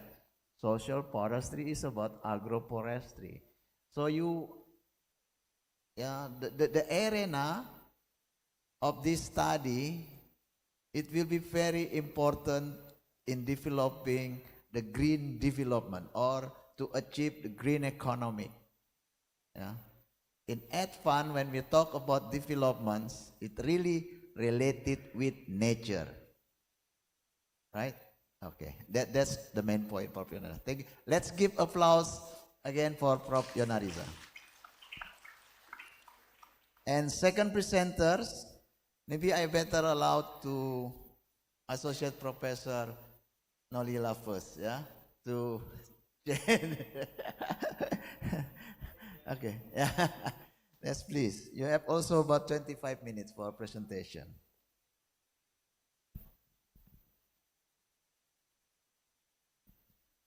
Okay, Assalamualaikum and a very good morning everyone. Thank you Prof. Rudy for the introduction.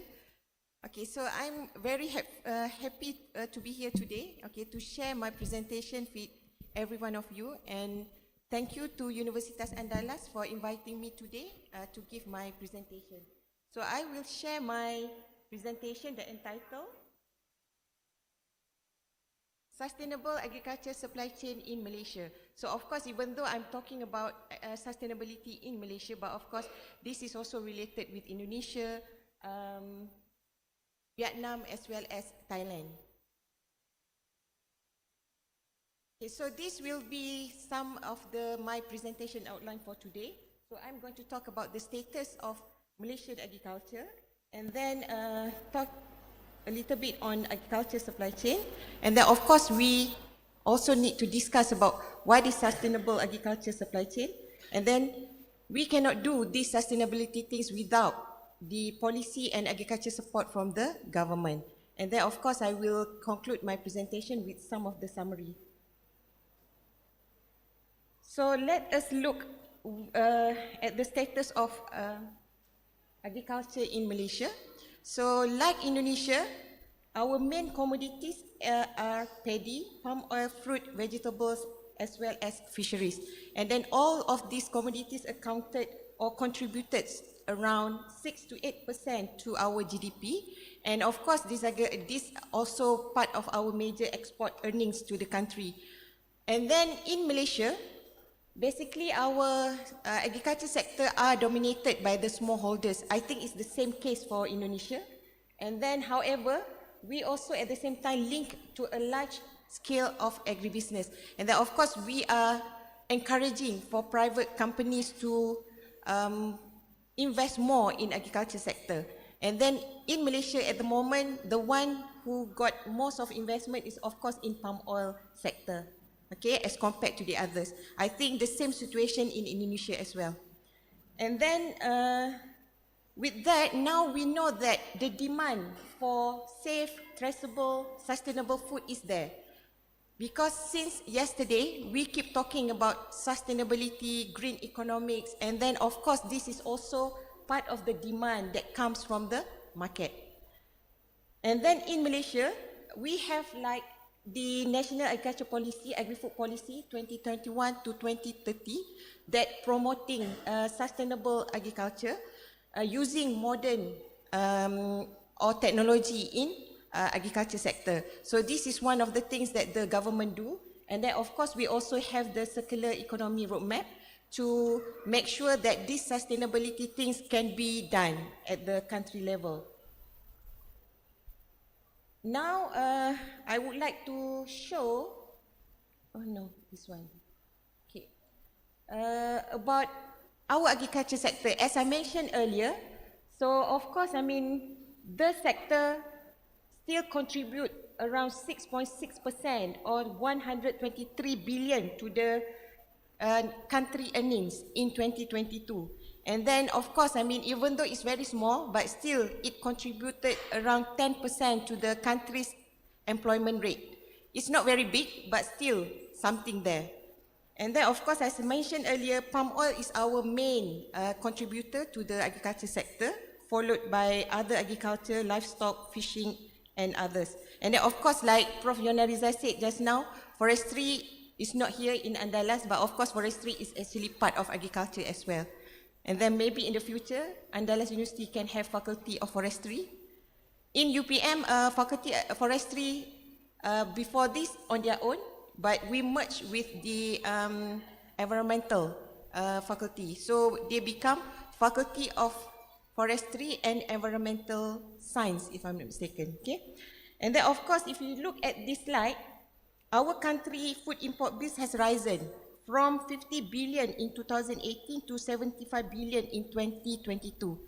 It shows that we are still rely on the food, especially for food lah. We still rely on the import food. So this is basically not very good for our country. So that's why I mean sustainability, agriculture, and then of course I mean food security becoming very important to the nation, because we do not want something like happen during COVID. So we have problem to get enough food during that time, okay, because of COVID-19. Of course, when we talk about supply chain, there's a lot of disruption along the supply chain during COVID-19 in 2020. But of course, I mean, after that, lots of countries, we learn from that, isn't it? How to overcome, how to mitigate issues when something happen that are not expected as what happened during COVID-19. Okay, next slide is basically, I want to share a little bit about our balance of trade for agriculture sector.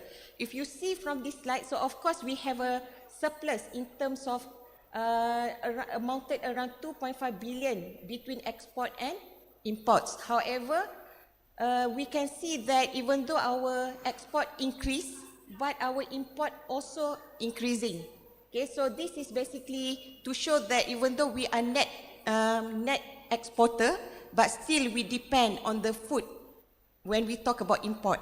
So this is basically the things. And then of course, as I said earlier, so all these are supported with the policy given by the government using NAP 2.0 that focusing on self-sufficiency as well as the resilience of agro-food system. So that's why even though we can see that we are a net exporter, but at the same time we still rely on imports. That's why we still need to increase our local production, particularly for staple foods such as paddy.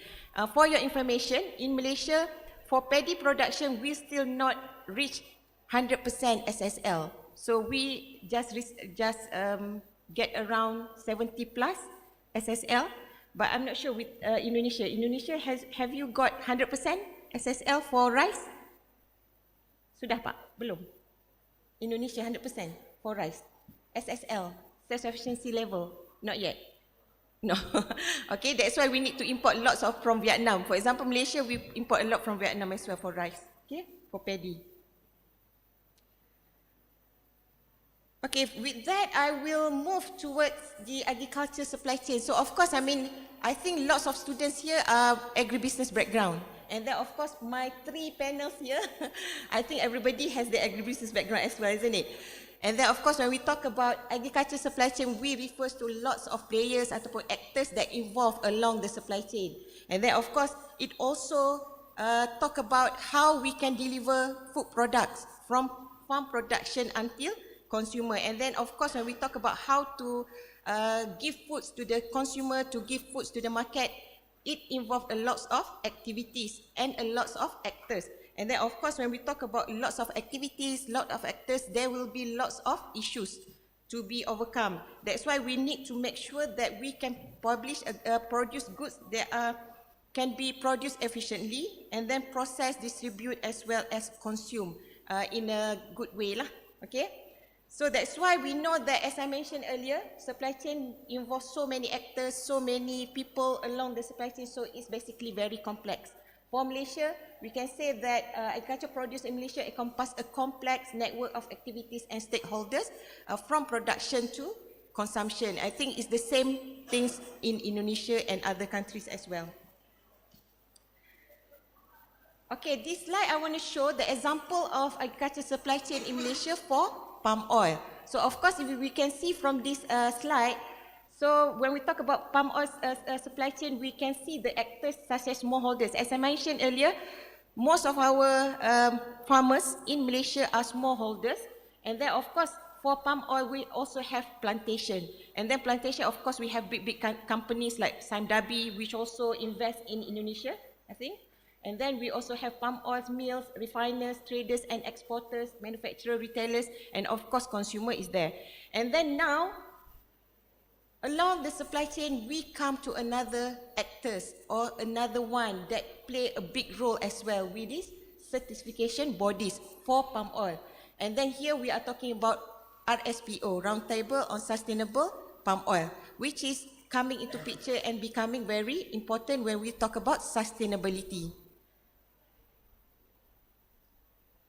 So from that, this is basically the example of the RSPO segregated palm oil supply chain model. So we can see that when we compare this one, oh no point. Oh no, there. Cannot see clearly. Okay, so if we compare there, so of course when we talk about certification bodies, it will involve cost, isn't it? And then of course this will be an issue for smallholders. As I mentioned earlier, for example, in Malaysia we have 250,000 registered smallholders and majority of them are independent. So by having these certification bodies, along the supply chain, so of course it will involve cost. And then who going to bear this cost for certification? Why we need to do this? Because of course we are moving towards sustainable agriculture supply chain. So whether we like it or not, for example, like palm oil industry, palm oil sectors, so certification bodies is there and then we need to follow. Not only Malaysia, Indonesia also affected, if I'm not mistaken, okay? So when we talk about agriculture, sustainable agriculture supply chain, so of course we are talking about the integration of environmental, social and economic goals across the agriculture system as what have been mentioned by Prof. Surichai in the morning. Okay, so whether we like it or not, how we can combine together or integrate people, planet and Earth is planet and economic. So this is basically the issues related to sustainability. And then of course when we talk about ESG principles, it's basically related to how we can ensure efficient, ethical and low carbon flows of goods and services in our country or in our world basically. And then of course all this is basically related to how we can balance profitability with planet and people, as what Prof. Surichai mentioned in the morning lah. I think what Prof. Surichai has discussed with us or shared with us today is very much related with what we are talking when we talk about sustainable agriculture supply chain. And then of course all this related to how we can support resilience, inclusiveness and food security in our regions.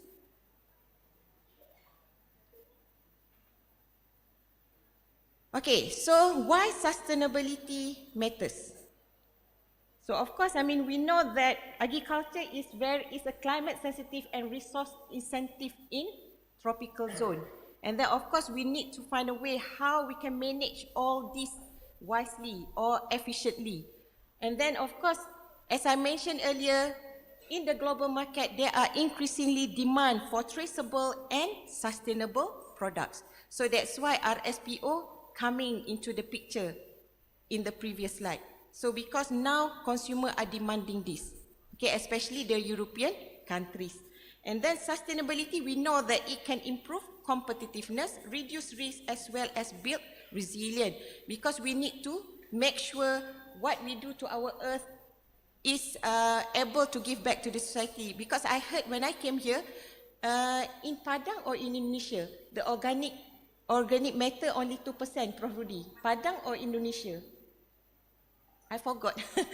You mentioned organic matters in Indonesia or in Padang, only 2%. All in Indonesia. So that's basically when we talk about organic matters, only 2%. So this is all related to sustainability as well. Because maybe in the past, we keep using the land without doing good things back to the land. So of course, I mean, this sustainability, we are also talking about how we can empower smallholders and rural communities through fair value distribution, as what we have discussed from yesterday. So this is again as a sum up from what we have discussed just now. So of course, when we talk about environmental issues, this is where we need to think about how we can minimize deforestation. So that's why RSPO come to the picture, because they said that when we plant lots of palm oil, we cut off lots of trees, okay? And then they want us to follow what the regulation, because their aim is basically to make sure that the world have enough oxygen. But yeah, oxygen. But of course, I mean, deforestation is another issue lah, because when Prof. Surichai said about haze balance, what you said just now, Prof? Trace haze. I mean, haze between one country to another country is basically due to the deforestation. And then of course, we also need to reduce water stress, and then of course, at the same time, we need to make sure that GHG or greenhouse gas emission can be lower. Okay, and then of course, in terms of economic, we want to make sure that price volatility in production can be controlled, and then there we can also control about trade barrier as well as competitiveness from one country to another. Okay, and then now last 2 days, we have Asian meeting, isn't it? I don't know, I didn't really look what are the outcome of that meeting at the moment. So hopefully they also think about economic situation within the countries, especially Asian. And then of course, as I mentioned earlier, when we talk about sustainability, it's about welfare of the smallholders. So this is where we are talking related to the social needs, okay, about labor rights as well as food safety issues. And then this is basically all this situation basically related to the consumer and global demands toward sustainability issues, as well as the product that they are consumed is sustainable as well as good to them. So this is some of the example of the news articles related why we need to comply to the sustainability things, why we have to do RSPO. For example, like in Malaysia, we have Malaysia MSPO, Malaysia Sustainable Palm Oil, which is we have our own certification. And then basically this certification to make sure we comprehend or comply with what required by RSPO. So this is basically some of the example of the news article related to these issues, why we are doing it, because it's demanded by the communities or by the world market. And then of course, I mean, as I said earlier, to do all this, okay, so we need support from the government.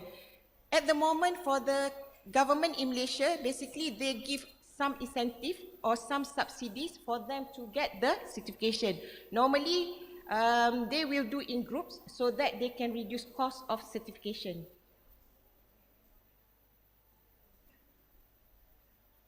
Okay, so now I want to give some example related to sustainability. So of course, I mean, the first one is we are talking now about palm oil biomass circularity. We are talking about circular economy, green economy.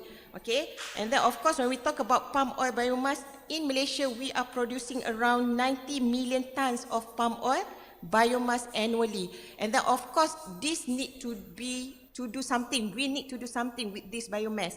And then of course, by using the process, okay, we can get biogas, bioenergy compost, biochemical and composite from this biomass.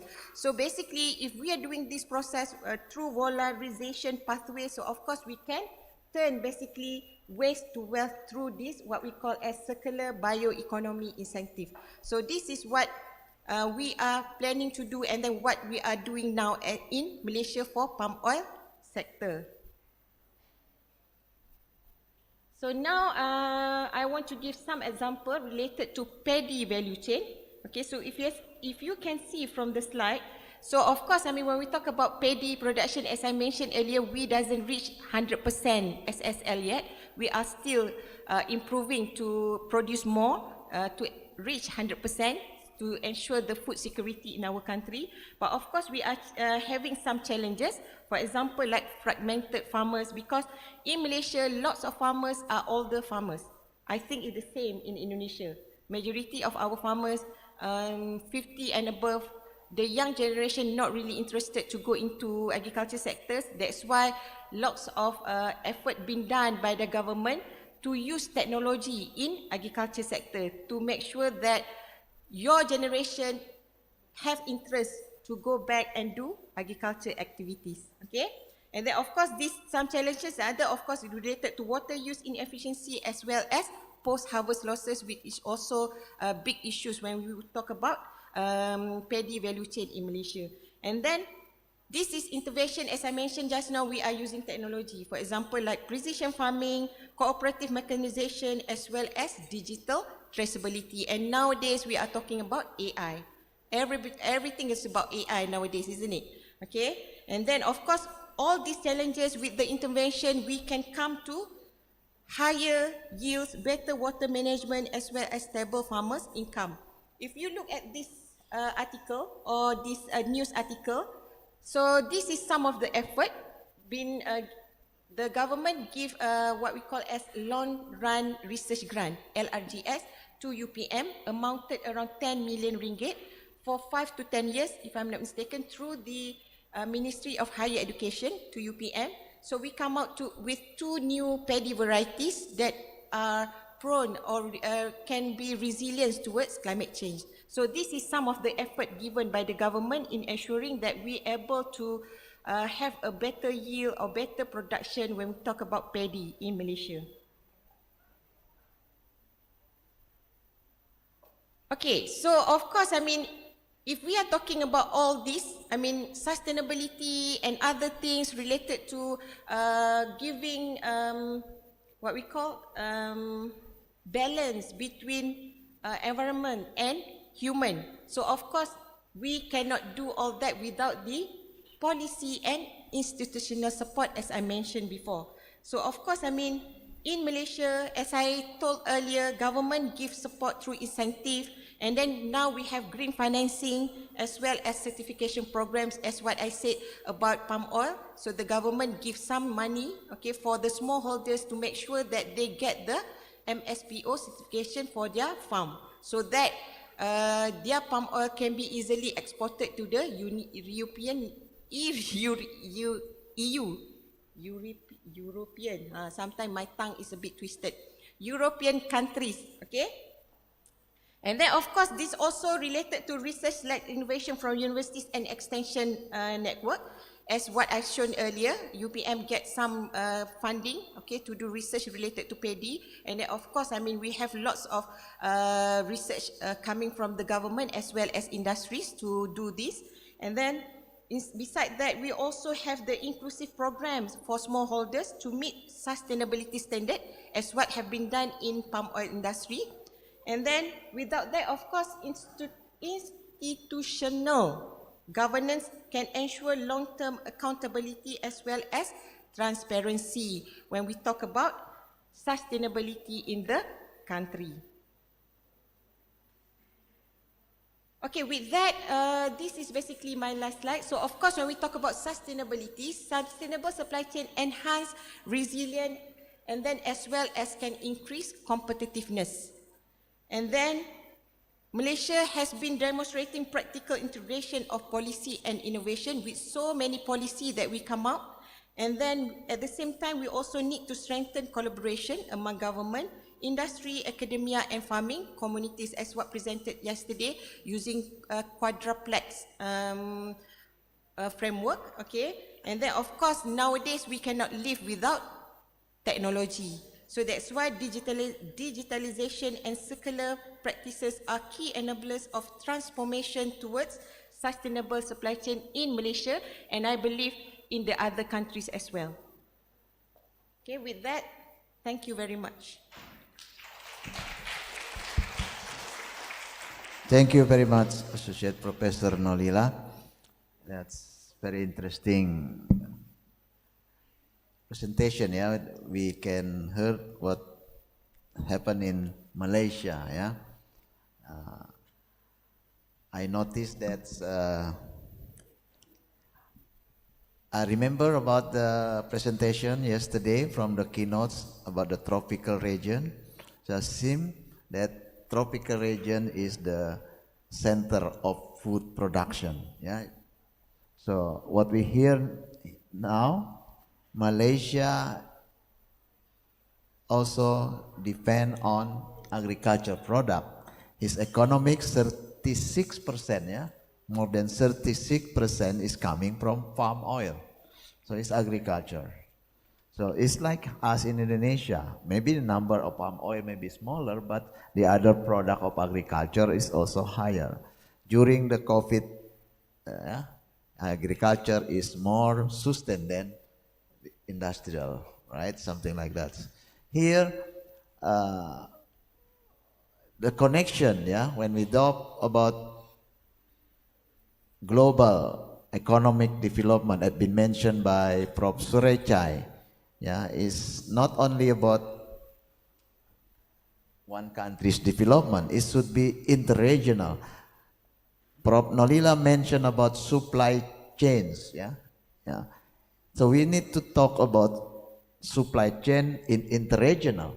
So like what happened in palm oil, yeah, he mentioned that possibly a number of CPO coming from, not from Malaysia itself, but coming from the other country like Indonesia, right? The CPO coming from Indonesia, refinery there in Malaysia, and then we buy the cooking oil from Malaysia.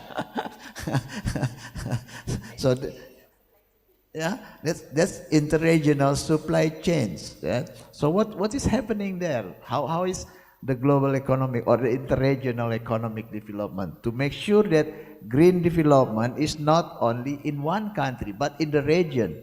We are talking about green development in tropical region. So far, don't let the tropical regions only for food exploitation. Then outside of the tropical region, as the user, as the beneficiary, we produce food in the tropical region, but we import technology and machine from outside of the tropical region. So the tropical region should be developed within themselves. So talking about circular economy, yeah, in tropical regions. That the challenge coming from the idea of supply chains actually, right? So to distribute wealthiness for all part, yeah, all stakeholders along the supply chains. Thank you, Prof. Nolila, and let's give applause one more from Prof. Nolila. And the last presenter, let me call Professor Gede Sedana.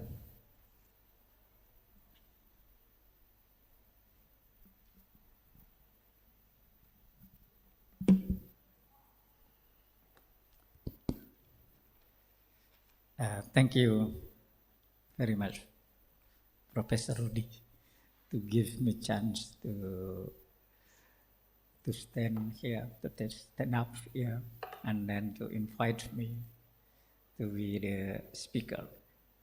I would like to present my paper, the topic about the sustainable inclusive agricultural development in rural areas, the issues, challenges, and strategies.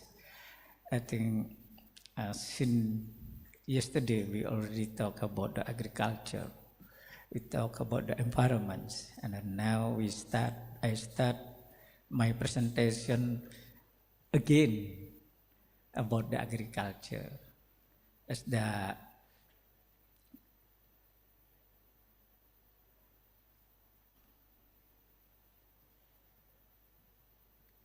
cannot be. Okay. So I think all of the participants here still ensure that the agricultural sector has the big significant role toward the economic development in developing countries, including Indonesia, because the agriculture sector has some important roles. The first one, to produce food. The people said, no agriculture, no food. No food, no life. No farmers, no production of food. It means that no farmer, there is no life. We can discuss about this one. And the farming, the farm, the agriculture need good environment. In other side, I will talk also about the role of agriculture to the environment. I will talk about that one. And then the second role of the agriculture sector has the big contribution to the employment, especially during the COVID era, COVID-19. And the agriculture also has the significant role for our agricultural industry. The upstream agricultural industry and the downstream agricultural industry. We can imagine if there is no agriculture, I think the manufacture of fertilizers will be bankrupt. The manufacture of the tool and the agricultural machine will be bankrupt if there is no agriculture. Also, the downstream agricultural industry also cannot stand alone without the production gain produced from the agriculture. There are many manufacturers need the raw material coming from agriculture. So that is the big role, the significant role of the agriculture. And now I just want to talk about what is the relationship between the agriculture and environment. Agriculture has the significant role to the environment. Yesterday we already talked about that one. Just now the two speakers earlier also talk about the agriculture related to the environment. Firstly, as Professor Yonarisa talked about the carbon, so agriculture also has the function to absorb, to sequester the carbon. We can imagine if there is no agriculture, how worse the air, our environment. The second one, agriculture also has the function to improve the soil health. Professor Yonarisa talked about the degraded land. Another function is to conserve water. Also, Professor Yonarisa talked about the hydrological aspect. Like in Bali, we have this subak system, traditional irrigation system, the institution that manage the water, especially for the irrigation, as the system, not only the organization of the subak. Another function of the agriculture is to make the healthier our ecosystem. Yonarisa also said about the function of agriculture and the forest also to enhance the biodiversity and habitat of the animal, crops. So there are many functions of agriculture to the environment. The function of agriculture is to mitigate climate change. So now we can discuss about this one. The environment influence the agriculture or agriculture influence environment. In my mind, agriculture and environment influence each other. But of course, we will have the good function of agriculture if we have the wise agricultural practices, like the good agricultural practices, good post-harvest practices, and good manufacturing practices. If we want to have the good function of agriculture to environment. In case of Bali province, I think some of the participants here knows about the Bali. Bali is the international destination. Many tourists. Every year, last year, we have visitors about 16 million visitors last year. Domestic visitor about 10 million and the foreign 6 million. Very, very big number. It means that our tourism development in Bali province is very, very prospective and very challenging.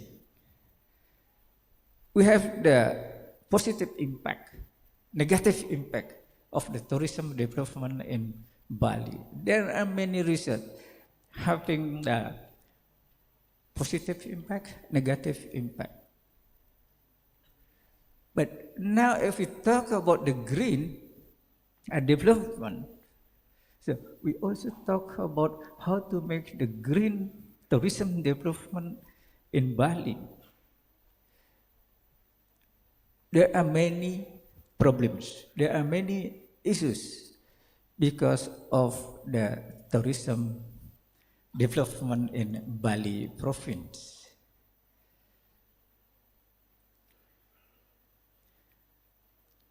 So let's say the land.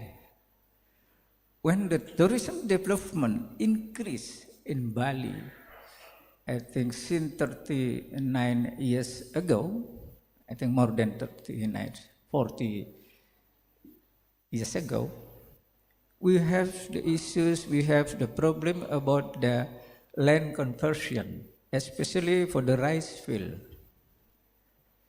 Not only the land, but the profession, from the farmers to the other profession.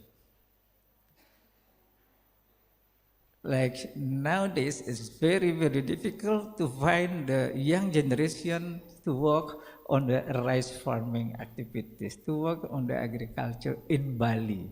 They prefer to work in the tourism development or the other sector.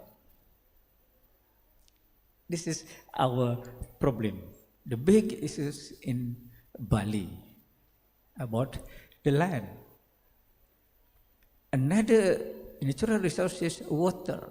Because of the tourism development and the other development, the industrial development, the population become increased, so we need much more water. In terms of agriculture, especially rice farming, we have the water competition for the rice farming and non-agricultural activities. That is the irrigation. Even though we have the subak system, but we still have the problem about the irrigation. And technology, of course, we have the problem not only the for the young people. Now we have the old people, those who work on the rice farming, so it's very difficult to adopt the technology. The government try to have the smart farming, smart agriculture, but very, very low adoption of the innovation about technology. Infrastructure, especially for the farm road. And then also we have the human resources, not only at the farmers level, but at the government levels. In Bali, now we have a limited agricultural extension agent. Very, very limited. So if we want to transfer, we disseminate our innovation from the research center, from the government to the farmers, so we still have the limitation because of the human resources. And the climate change also has the issue now, because it's very difficult to predict when the rainy season, when the dry season. Usually the people said in Bali, if in October, the end of this world, October, November, December, it means that rainy season will come. But until now, there is no rain. And sometimes also in May, in June, in July, usually that period is the dry season, but we have heavy rain. So unpredictable climate for the rice farming. This is the figure, the land conversion in Bali, and then the productivity of the rice in Bali, and the contribution of the agriculture for the gross domestic product, about 13%. Based on our issues, what we have to do, we need a strategy. The first one, agro input. If I relate to our topic in this conference, green development, we talk about sustainable agriculture. So now in Bali we have conflicting program. Our government, the local government, already issues the decree, the regulation for the organic system. But in the central government has the program how to achieve self-sufficiency of rice by using chemical synthetic fertilizer.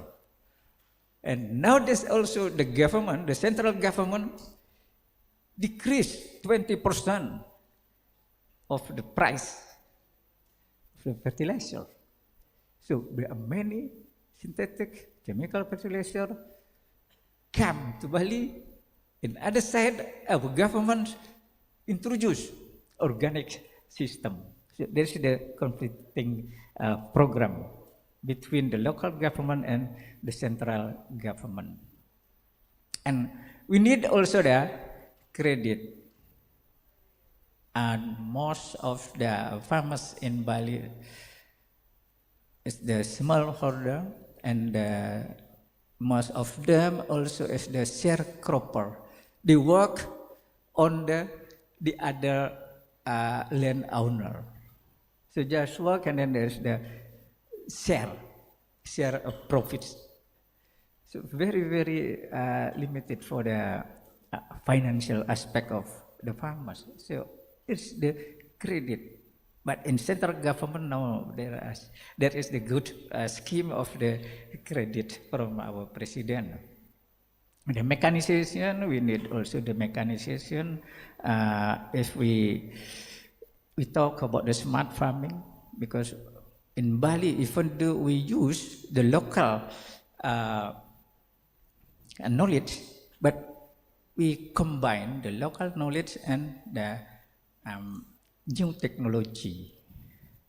And industry also we need, but if I compare the industry in Bali and outside, in Bali we don't have the big industry, only the small industry.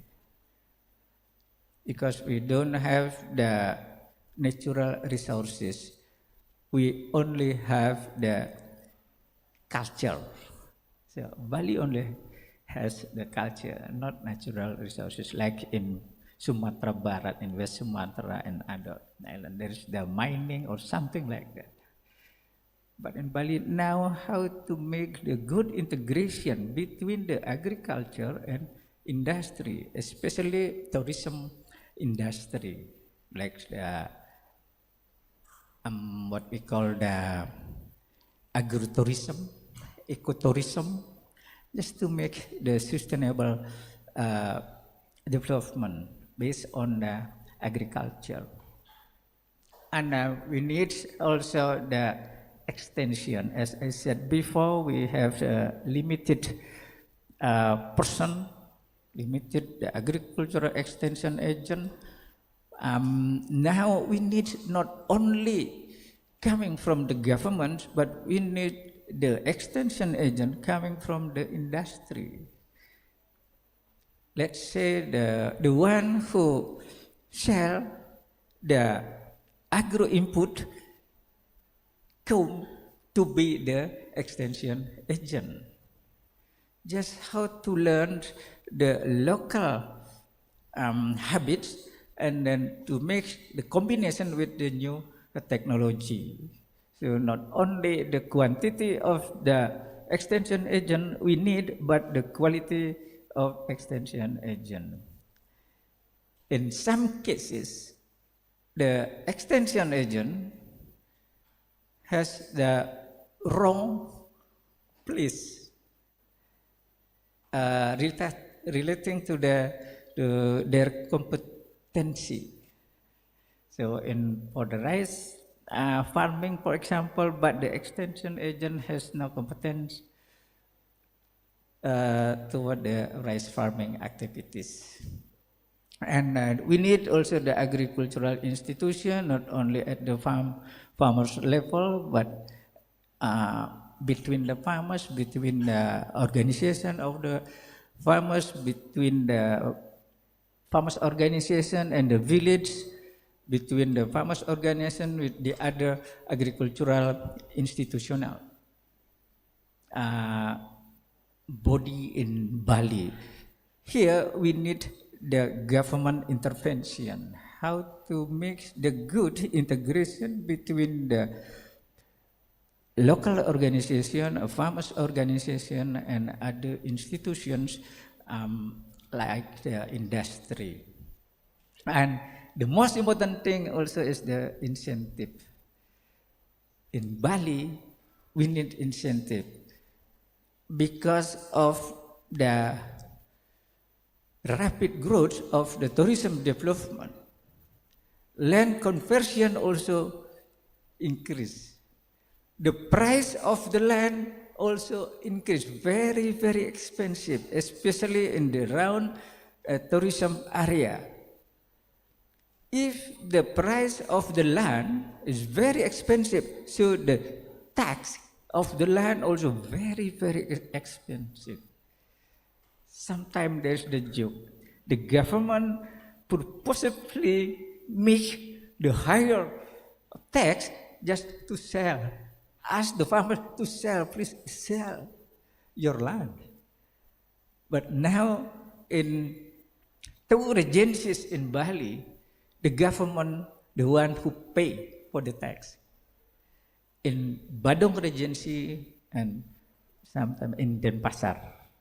So there is the incentive, not only for the tax, but for the insurance, agricultural insurance. Now, our government also, local government, give the incentive for the family of the farmers, for the health services, education, or something like that. As long as that farmer still working on the rice farming activities, that is the incentive. So we plan to have many scheme of incentive for the farmers. So how to implement these strategies? We should have the integration, the collaboration, the inclusive activities among the actors. At least the actor is the farmers. As I said before, no farmers, no production, no life. So we must make the farmers being happy. Let's say I am proud to be farmers because of the economic. For example, the income gained from the rice farming become higher. This is the farmers. What the farmers do? Only work on farm. How to increase the productivity, increase the production, increase the quality of the product. Because this production will be needed by the industry, by the consumer. And we need also the bank, finance, to give the credit, not only give the credit for the farmers group, but give the credit for the industry, give the credit for the agricultural institution. The actor who work on the supply chain as mentioned or explained just now. So the bank. And we need also the governments as the regulator. The government makes the regulation. The government should have the intervention for the agriculture. You focus on the agriculture. So this is a very important. Another actor is the industry, the businessman. We need the businessman just to provide the agro-input, to buy or to be the off-taker for the production produced by the farmers. And then, of course, we need also another actor like the university or research institution or NGO, just to facilitate, to give the innovation, have the research, and then bring to the farmers, bring to the industry, bring to the governments. So all of the actors here will work together. All of the actors will have the responsibility in this model. So I think that is my presentation, and thank you very much.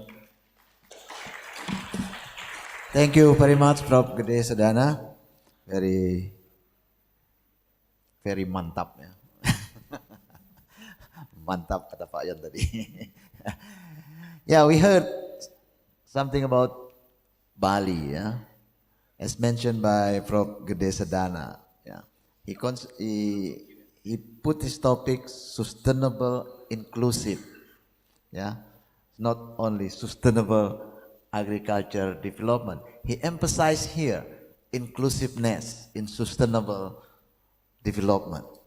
Something that's very interesting. I think he concerned a lot the rural area and the rural peoples in agriculture development.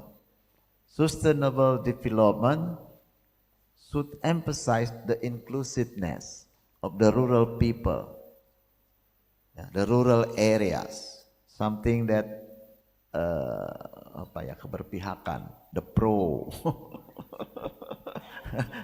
the pro-poor, the pro-poor, the pro someone, something behind in development so far.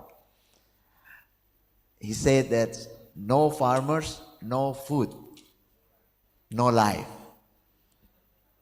So the most important thing of tropical region, yeah, who lives in the tropical regions? Farmers. The population, farmers. So sustainable development, green development, really related with those who lives there. There is one paradox in the development in Bali, if I'm not mistaken, by try to understand what's been presented by Prof. Gede Sedana. Tourism and agriculture, right? So far, tourism has given very big contribution in fiscal, he said. Yeah, from 16, so 10 or 6 from tourism. 46% for the national income even. So, should farmer be a victim of the tourist development? That's the big question, right? So, there is effects already there. Prof. Gede Sedana mentioned about the decrease of agriculture area. Very significant. So imagine Bali in the next 20, 30 or 50 or 40 years in advance. If the decrease getting, it's not linear maybe, it will be exponential with the tourist development. That's the paradox of the development in Bali between tourism and agriculture. One special thing he mentioned about the antagonism, about the helping the farmers for organic farming, yeah. So government for the sustainable agriculture development, they try to develop organic farming. But on the other side, at the national level, the price of fertilizer should be decreased significantly. So it encourages farmers to use chemical fertilizer. That's also dichotomic here. So that's the issues of agriculture development in Bali. That's maybe very specific there, yeah, about tourism and agriculture. So I will let all of you to raise question, yeah. We have PhD student here, master student here, and also undergraduate student here, and lecturer also. And especially we have, where is the English class in agriculture? Raise your hand. Where is from the English class student? Yeah. Oh, not so much more. There's so much actually. So you are required to give a response, right? Pak Yon? Okay. We give first session for 3 persons. Yeah. You are not only required in English, but if you would like to give us question in Bahasa, that's also welcome. We will help you to translate. Yeah, no problems. Okay.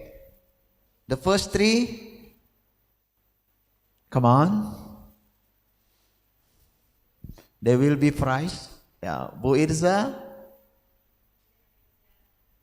Yeah, from PhD student, from undergraduates. Where is that?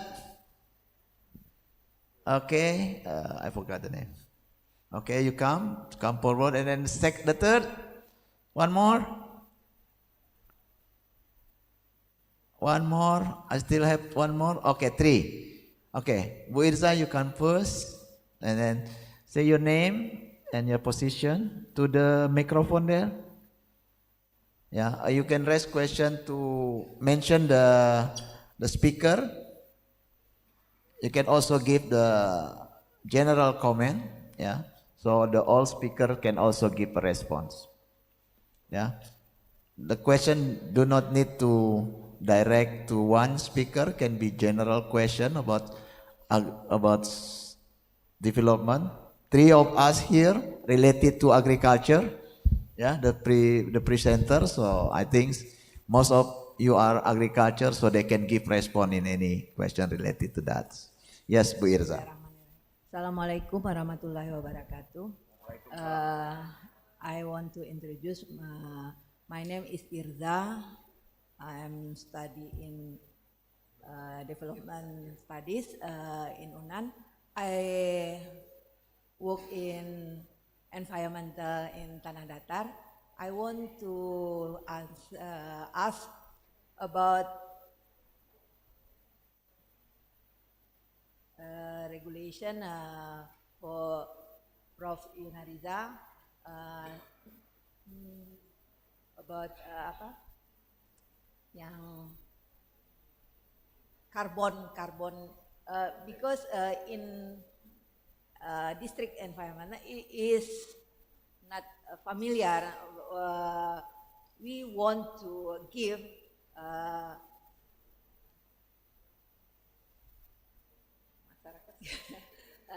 to have money about the forestry, but it's not familiar about that. Why they can money from their forest? I want to ask Prof. about Bali. I go to Bali 2024 to my research about plastic. I see in Bali more tourism of and farm not familiar about tourism, and you say that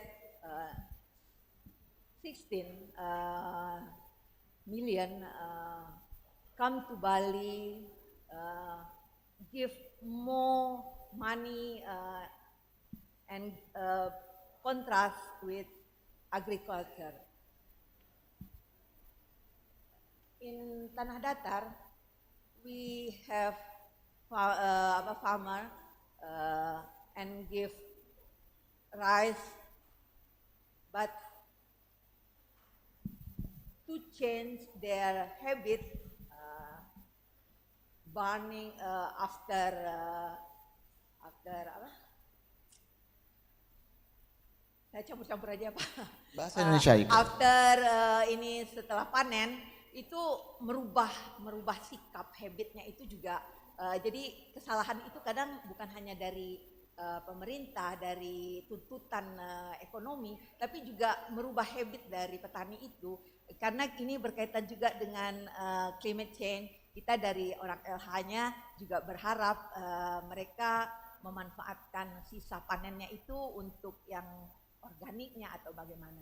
Nah, di Bali sendiri yang dengan memberikan insentif dan sebagainya, apakah perilaku-perilaku ini tidak menjadi masalah dan mungkin bisa memberi solution bagi kami di Tanah Datar untuk merubah perilaku ini, Pak. Terima kasih. Assalamualaikum warahmatullahi wabarakatuh. Waalaikumsalam warahmatullahi wabarakatuh. Thank you, Bu Irza. First question is to Prof. Yonariza, maybe to give more, carbon trade, and then to Pak Sedana, it's related to the how to keep the behavior of farmers, related to the incentive to them for practicing the sustainable agriculture or organic farming, right? Okay, maybe Prof. Nolila also can mention about how is it in Malaysia about organic farming in Padi. The behavior of farmers, the attitudes, they already really understand practicing that or not. So we could hear also from Malaysia later on from those questions. Okay, second student, in the middle.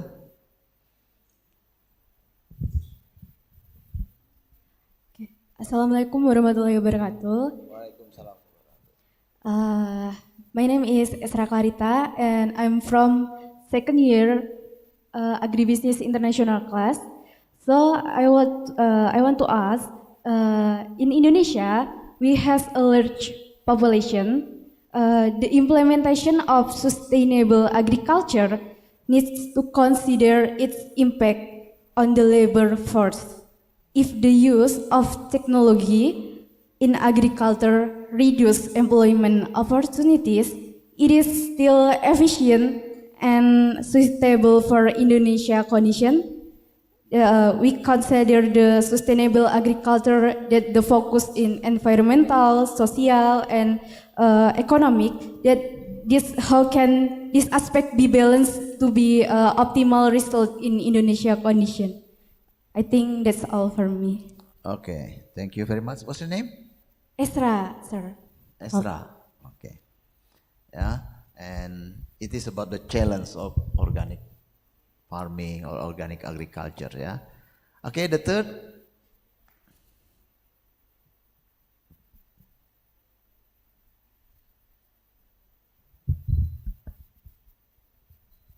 Okay, Assalamualaikum warahmatullahi wabarakatuh. Waalaikumsalam warahmatullahi wabarakatuh.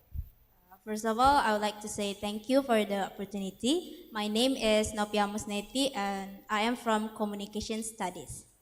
So I would like to ask about this one. We have talked about so many things in supporting the program in SDGs. What caught my attention is that when we talk about tourism in every country and region, my question is, what makes one country or region make people go to that place? Does the regulation in that country also make people want to visit that country? And how do we increase the visiting to our own country to compete, especially in Southeast Asia? Thank you. Okay. It's clear? Maybe we'll give the chance to Prof. Nolila later to answer the third first, yeah? All right. Thank you very much. That's the first three sessions for the question and answer. We start from Prof. Yonariza, okay.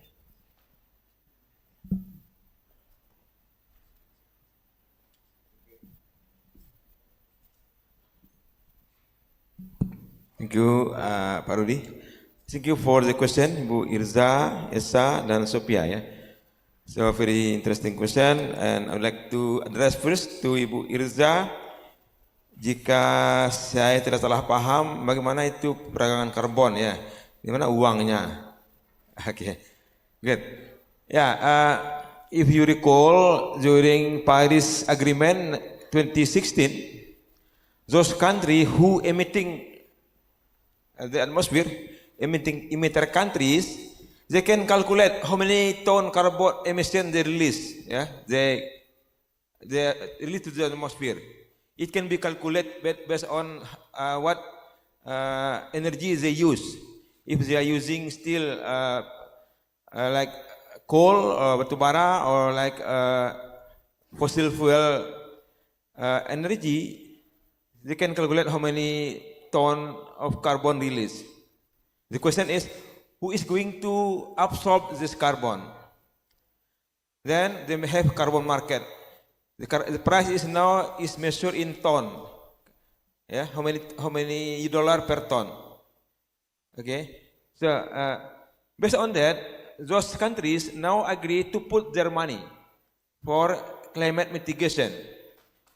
Those who can absorb the emission by planting trees, you can measure how many carbon emission is absorbed by trees using photosynthesis mechanism. You know, if you grow trees, you will plant, it will do our sequestration.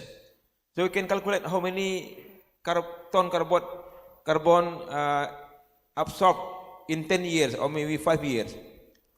So this is the business now, starting by this President decree perpres yang baru itu, we have now open new business. If people have land, just grow plant, any plant, whatever the plant, as far as it long grows well for long time, then every year we can calculate how much you absorb the carbon, measure. Then you can say that I have absorbed 10 cubic of carbon. So this certificate, where's my money? Okay, this is what the carbon trade actually. But if you recall, Ibu, and this the real voluntary carbon market now is going on in Paninggahan. Ibu Irza di Paninggahan tahu ya? Paninggahan itu padang alang-alang saja. Sekarang sudah direhabilitasi menjadi agroforestry. Itu melalui program namanya Voluntary Carbon Market, VCM. Jadi begini ceritanya, Bu, di mana di Belanda itu kalau kita mau, Chan Suricai in Indonesia, talk about voluntary carbon market in Netherlands. If you want to continue your business, you have to ask permit from government. Jadi kalau mau melanjutkan bisnis tahun depan, karena kita menggunakan emisi, buktikan dulu emisi itu lalu telah diserap enggak. Nah, paham enggak, rumit apa ya?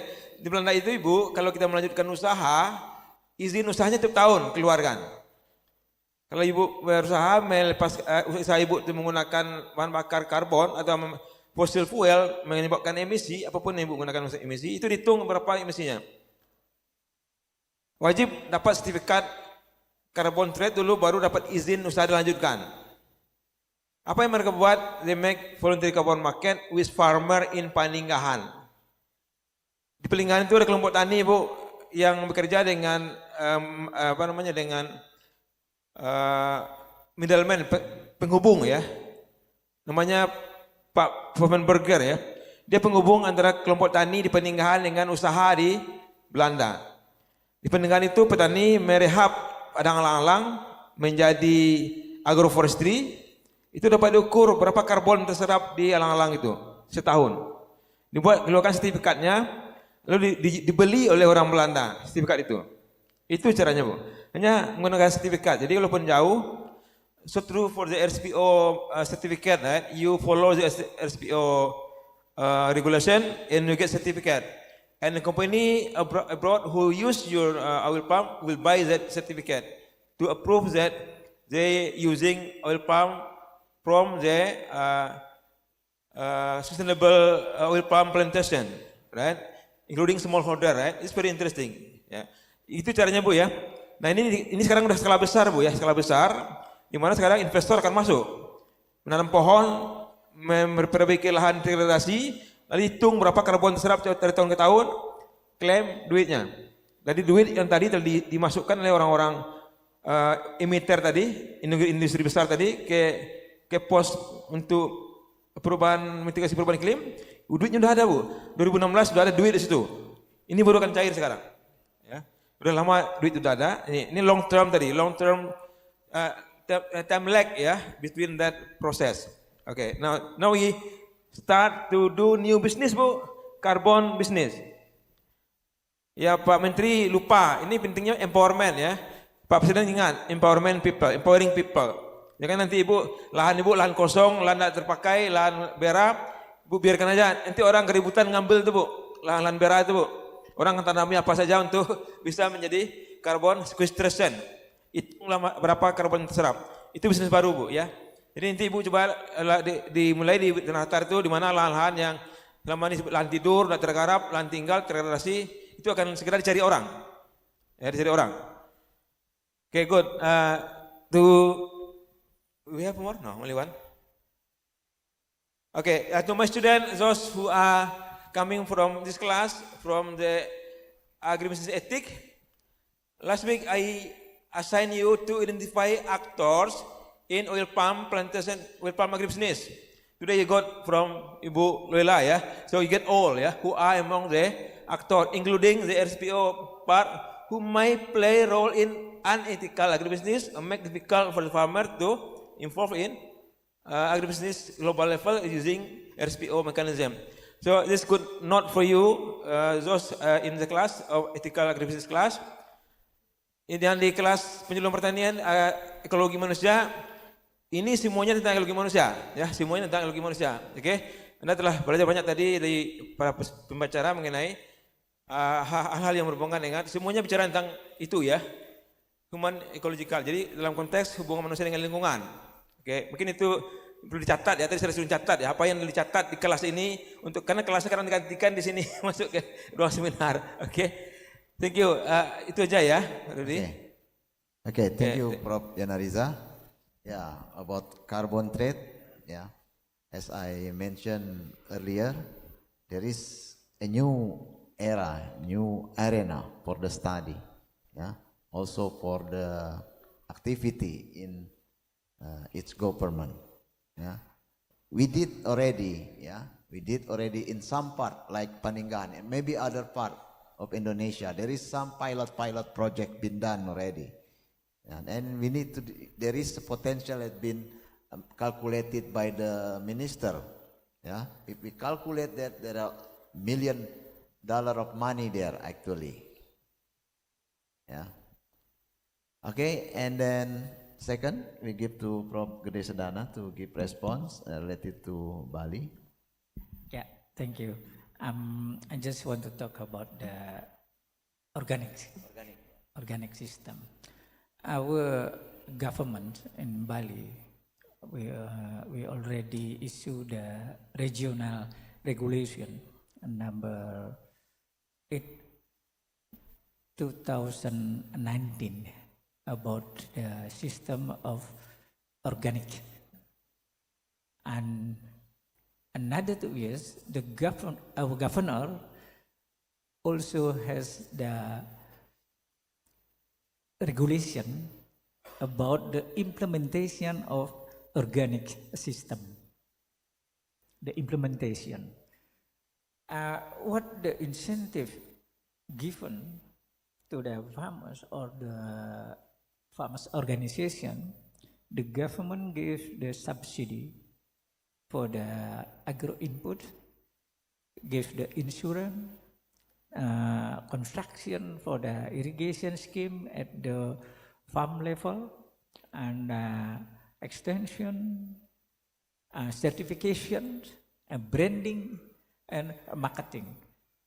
Because the product, the organic product, the organic rice price is very, very high, very expensive if we compare with the conventional rice.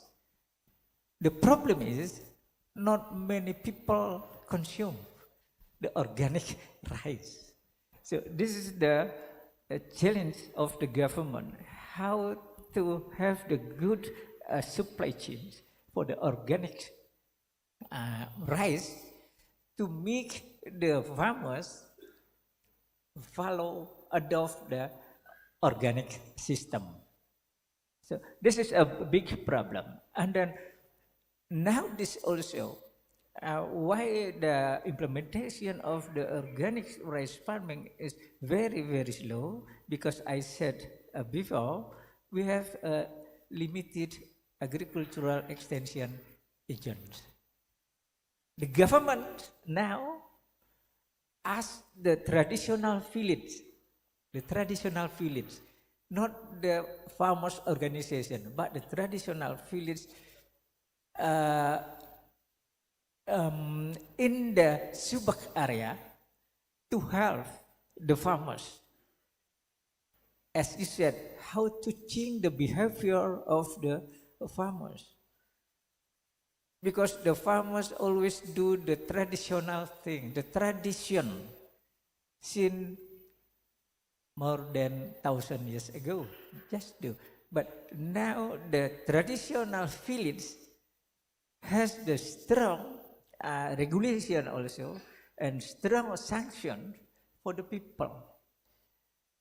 But still gradually, we have to educate the local farmers to change their mind, to change their behavior. The government also now gives some project for the smart farming. In this year, the government constructed or installed the greenhouse based on the smart agriculture, smart farming, to invite the young generation to work on the agricultural. And then next year, we plan to have 6 units for the rice farming now, a smart farming unit. So we try gradually to invite the young generation also for the organic rice farming. Our government now also use the traditional village to work together with the farmers organization, because we have the philosophy we call Trihita Karana. I think Professor Rudy, Professor Yonarisa knows well about Trihita Karana. Tri is a Sri, Hita is happiness, Karana is the causes, 3 causes for happiness. We have 3 elements for getting happiness. The important one is harmony. Harmony between the people and the God, between the people and other people, and the people and the nature. We have the local wisdom there, we have the local value to be implemented in the rice farming activities. Because if Professor Rudy, Professor Yonarisa visited in Bali, there are many ritual activities for rice farming activities. So now we revitalize the traditional values in the rice farming activities. Hopefully next year, another year, we will achieve the organic Bali Island. Thank you. Yes, thank you very much, Prof. Gede. Yeah, in Bali, organic farming is, I think, the most advanced than other province in Indonesia. That probably related to the tourists as well. Yeah, the tourists really already aware. Yeah, with the something green, like what mentioned by Bu Irza about plastic. Yeah, the management of plastic there is surprising in plastic waste surprising in Bali. They are now, I think it's still allowed. Yeah, no, only 1 liter bottled water is allowed to be used there. For small bottle here and also glasses is not allowed anymore to be distribute in Bali. So mention, and about plastic from the super department also not allowed. Yeah, it's already not allowed for except in traditional but market there where there is no monitoring there, right? But maybe later on, yeah, we don't know, because the progress about green development in Bali, maybe because of the tourists, yeah. So tourist agriculture development is a silo that could be integrated later on. Yeah, don't let tourists really decreasing the agriculture, but that should be along together. Thank you, Prof. Gede, and I will give a chance to Prof. Lolila. Okay, maybe I can respond related to organic as well. So in Malaysia, it's the same situation. So the farmers not really keen to do organic farming due to the, of course, when they do the organic farming, it's related to yield, because when we do organic farming, the yield tend to be lower, and then even though they already got the certification, everything, but it's not guaranteed for price. And then as Prof. Gede mentioned just now, not so many people eating organic rice, and then this is basically some of the issues. Of course, the government tried to do something related to this, like promoting the organic products and so on, but still, this is basically a long way to go. But of course, at the end of the day, everything must be related to how consumer really want it. So if the consumer really want to eat organic, so it's nothing going to be an issue, because we know that if we can increase the production, we also can reduce the cost. But it's not happening at the moment related to organic farming in Malaysia. So for paddy, so it's still like what happening in Indonesia. Okay, and then maybe I can respond to the question related to using technology, which means indirectly you reduce the employment opportunity, as asked by one of the students. Okay, to me, related to this question, is depend on how much labor that you have. I think maybe compared between Indonesia and Malaysia, Indonesia not really having lots of problem related to labor issues. But for Malaysia, in agriculture sector especially, of course, we are having labor issues, labor shortage, especially in agriculture sector. So of course, by using technology, we can increase our production at the same time. Even though, using technology, for example, you need 5 people to do that work. By using machineries, maybe only 1 people. But if lots of young generation involved in agriculture sector, so we can improve our production area and so on. So I think it shouldn't be an issue as well in the future. But of course, it depends on the situation of the country. For Malaysia, of course, we need to have technology in agriculture sector, because we do not have. Nowadays, I think Indonesian people doesn't want to go to work in plantation, because the plantation here also pay, well enough as compared to Malaysia. So this also give issues to our agriculture sector. So using technology better, whether we like it or not, for Malaysia is a need to me lah. Okay. All right, thank you very much, Prof. Nolila, Prof. Gede, and also Prof. Yonariza. I think Azan already there also. I think we may close this session. Okay, let's give applause to those 3 very amazing presenters today. I don't want to give any conclusion from this session. Yeah, that's already in yours. And thank you very much, Prof. Gede, Prof. Yonariza, and Prof. Nolila. I'll give to the MC this mic. Thank you very much. Assalamualaikum warahmatullahi wabarakatuh. Well, ladies and gentlemen, we will now have the certificates and flags presentation session for our speakers and moderator, followed by a photo session together. We kindly invite our speakers and moderator, Professor Yonariza, Professor Gede Sedana, Associate Professor Dr. Nolila Muhammad Nawi, and Professor Rudy Febriaman Shah to please come to the front area of the stage. We also kindly invite the Director of the Graduate School of Universitas Andalas, accompanied by the Chairperson of the Organizing Committee, will present the certificates and flags.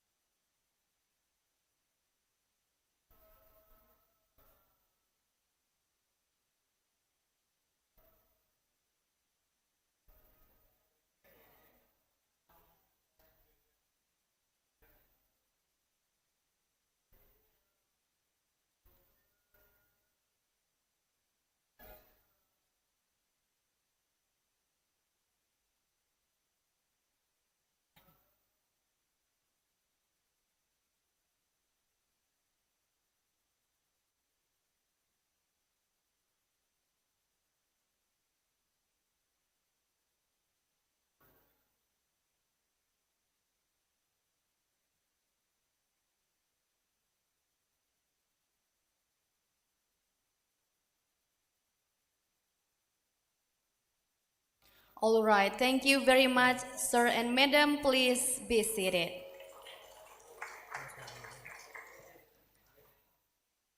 And ladies and gentlemen, now we will have a break and prayer session until 1:30 p.m.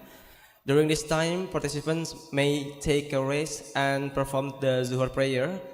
And lunch will be served here in the convention hall only for registered participants, and while our keynote speakers will be guided by the committee.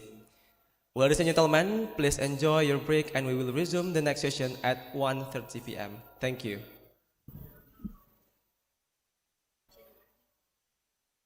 Kami umumkan kepada seluruh peserta untuk